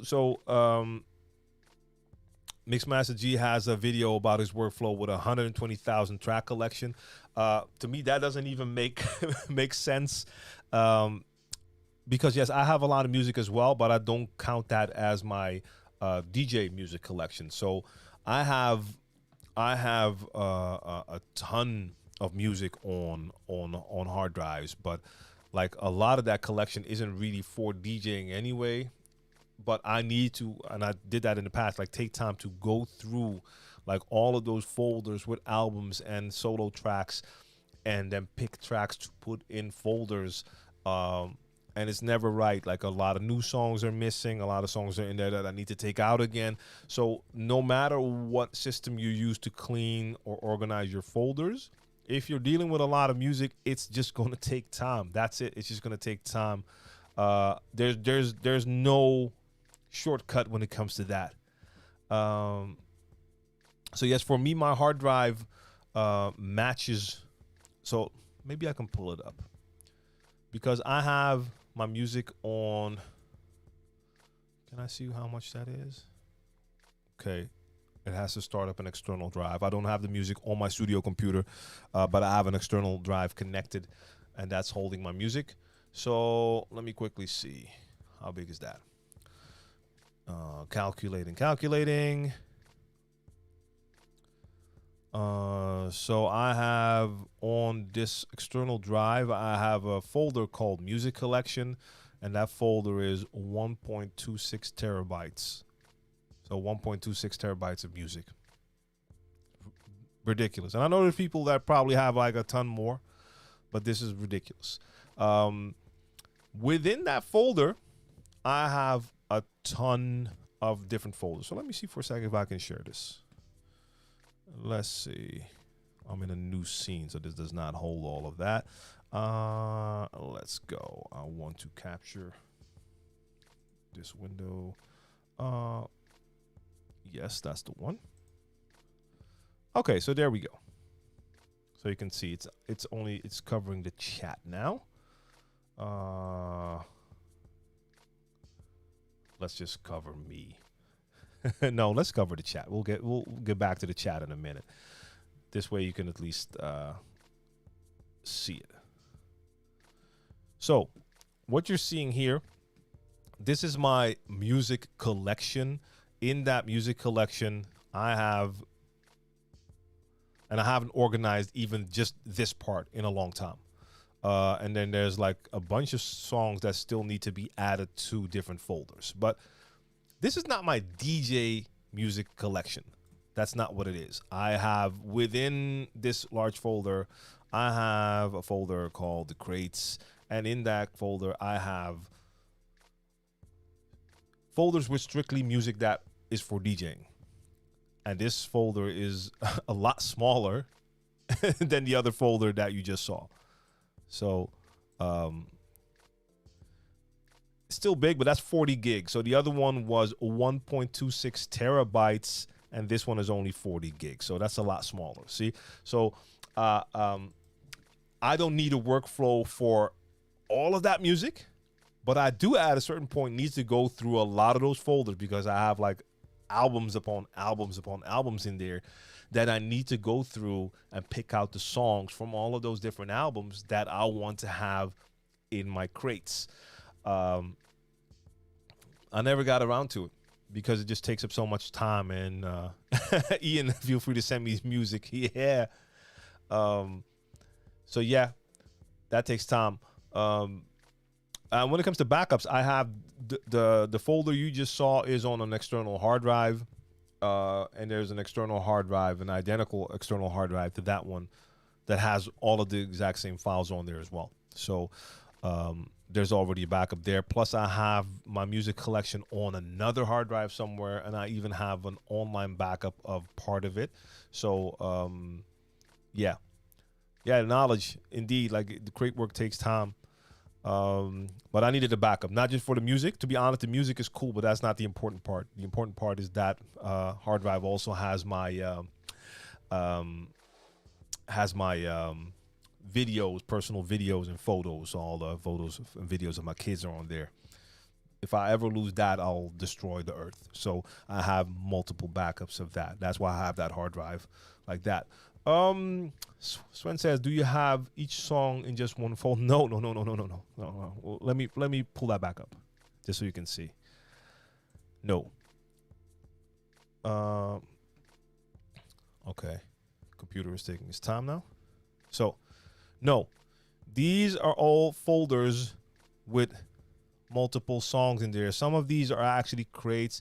This one is actually the one I used for that Mixcloud thing I did, a Tribe Called Quest special filled with tracks. Some are actually crates that are also in my crates. But for instance, you have folders in there that have albums, and then in there you have all sorts of genres of albums. And this, for instance, is my hip-hop album collection. And that goes on and on and on and on and on and on and on and on and on and on and on. And those are all albums with songs. So no, these are not folders with one song in there. These are all folders with multiple songs. Like these are just individual songs that still need to be added to folders. And I have a bunch of folders in here that have music that I need to add to different folders, so on and so on. So no, this is not like one song, one folder. Not at all.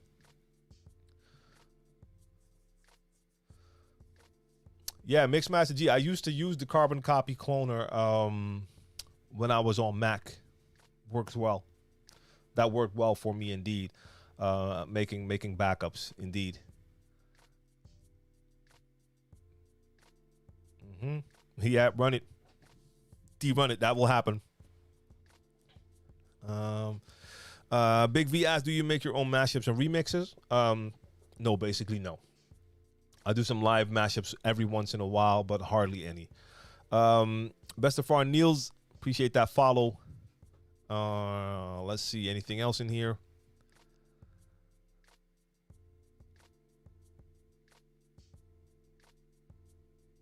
I saw something and I missed it now. Where is it? Where is it? Road Dog, what up? Yeah, I saw your question. I noticed a lot of fairly new DJs that don't understand mixing quite yet, and they do not scratch. However, if these DJs have a following, I find that I get overlooked. Any suggestions? Well, that's the thing. And that, I mean, especially in the social media era that we live in now, some people just have that on lock. They know how to build a following. So even if the people aren't exactly following them because they are a DJ, they built that following, and then they're also now a DJ.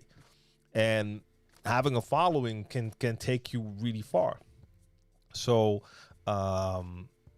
is that the way it should be? No, it's not. But I mean, a lot of promoters don't care. If they see you have a following and that in their head means that they can bring more people to a venue, then they'll just book them even if they're not good yet. It happens a lot. And that's not the DJ's fault. That's the booker's fault, because they're only looking at one thing. And not all bookers are like that, but you have bookers that are like that. They'll just look at a follower count and say, like, okay, that's cool. We'll book that DJ. Delpman, what up? All the way from the Philippines.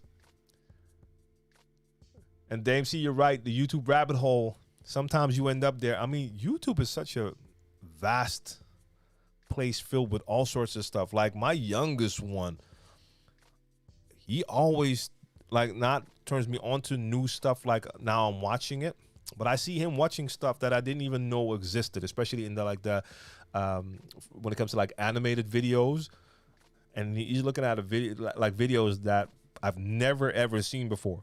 And then you look and that channel has like so many million subscribers, and every video has millions and millions of views. So you know it's not like some cult type video that no one's watching. No. It has an audience. And then you click and you see more and more. The rabbit hole is serious. I found myself plenty of times going down that YouTube rabbit hole and ending up in weird places. So yeah. Dodge Danger, what up? All right, cool.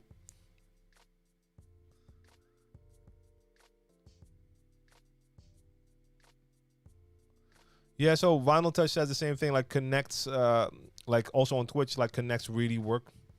That's just what it is. It's a shame sometimes, but like that marketing part is really important to a lot of people.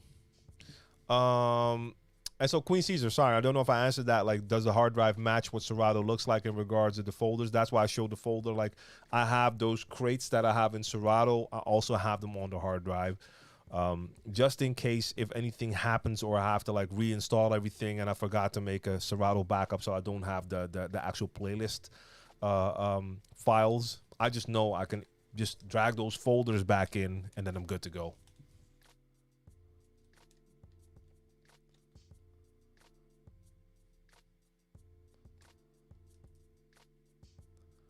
All right, let me see, because I actually really got to get to work. I have a ton of work I need to do. So I might need to just cut this a I don't want to say it's short, but we've been at it for a while. I don't even know how long we've been at it. I forgot to add the timer, and I forgot to add the other overlay as well, I see. And let me do my gimmick one more time. Bang. Oh, bang. SQ Squad, salute to you. And Scopsy, yes, I do produce as well sometimes. So I make the beats for my own YouTube channel, and when I do tutorials, also making beats for several artists, but especially for Brainpower.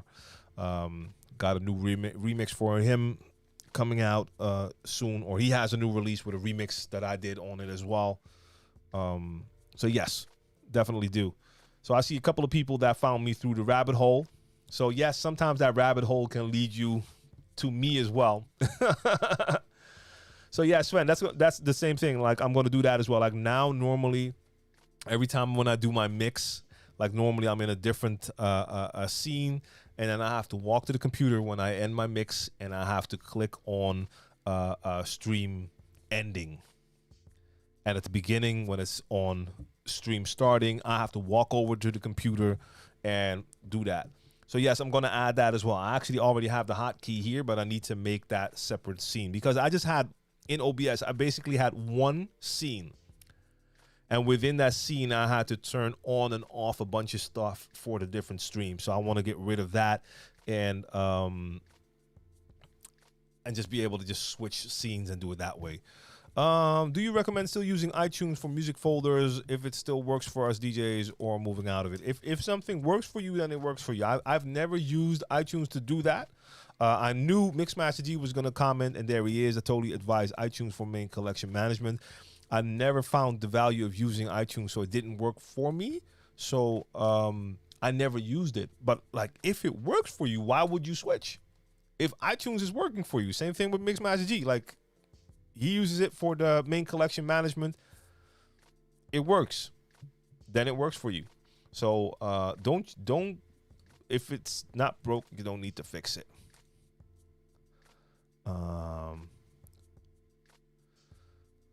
I think smart crates may be helpful for quicker organization, at least in Serato. Ooh, that kind of depends. I mean, I don't know how much music you have in your Serato now, and it all depends on what you're going to put in there as rules for the smart crates. Because you're going to have, if you have a large collection, you need to be really specific within the smart crates to actually make it smaller. Like if the smart crate is only between this and that BPM and you have a lot of music, then it's still going to be a ton of music. Then you add genre, then it reduces it. It also depends on how your music is tagged. If you have a lot of tags in your music, then that allows you to set more rules to be more specific for smart playlists or smart crates. How does a DJ stay relevant when the landscape continuously changes? Good question. I mean, you have a couple of options. Like either you've built a fan base that is like really with you, you've built a connection so they'll stick with you, or some people just change with the wind. I see that happen too. I know DJs that I've known for years, and within the time I've known them, they've been 4 different DJs. Totally changed their style. Like I never understood it. How one day you could be like a hip hop R&B DJ, next day you're a house DJ, then you went back to doing hip hop R&B. Now you're an Afrobeats DJ. Like some people will switch with whatever works. So that could be, if that's not a problem for you, that's something you could do. That's just not me. But that also means that you're not going to be as relevant if certain styles are the thing and everyone wants those type of DJs, and if that's not your thing, then you're not going to get the same amount of bookings. Vess, I'm glad I'm seeing your name. I'm going to email you right after this stream because I forgot to do it. So I'm glad I saw your name now.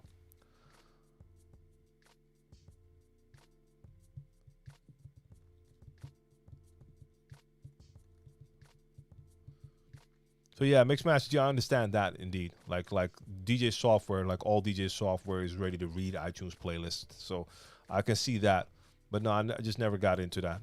Never felt it. I used iTunes. I used it a lot back in the days, but no. Basically because I was forced to use it because I needed it to sync my iPod and stuff like that.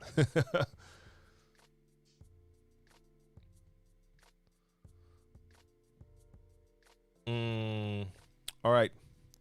So I don't have my stream ending screen, but I do have to end the stream because I really, really got to get to work. It is 9:45 p.m. over here. Still got a lot of work to do, and otherwise it's going to be a really, really late one again.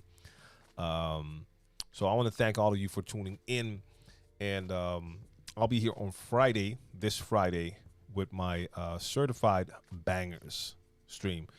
So I'm going to do something for a second. I might lose audio for a second, so hold up. Where is it? Okay. Got you. So now I'm in my main scene that I normally always use.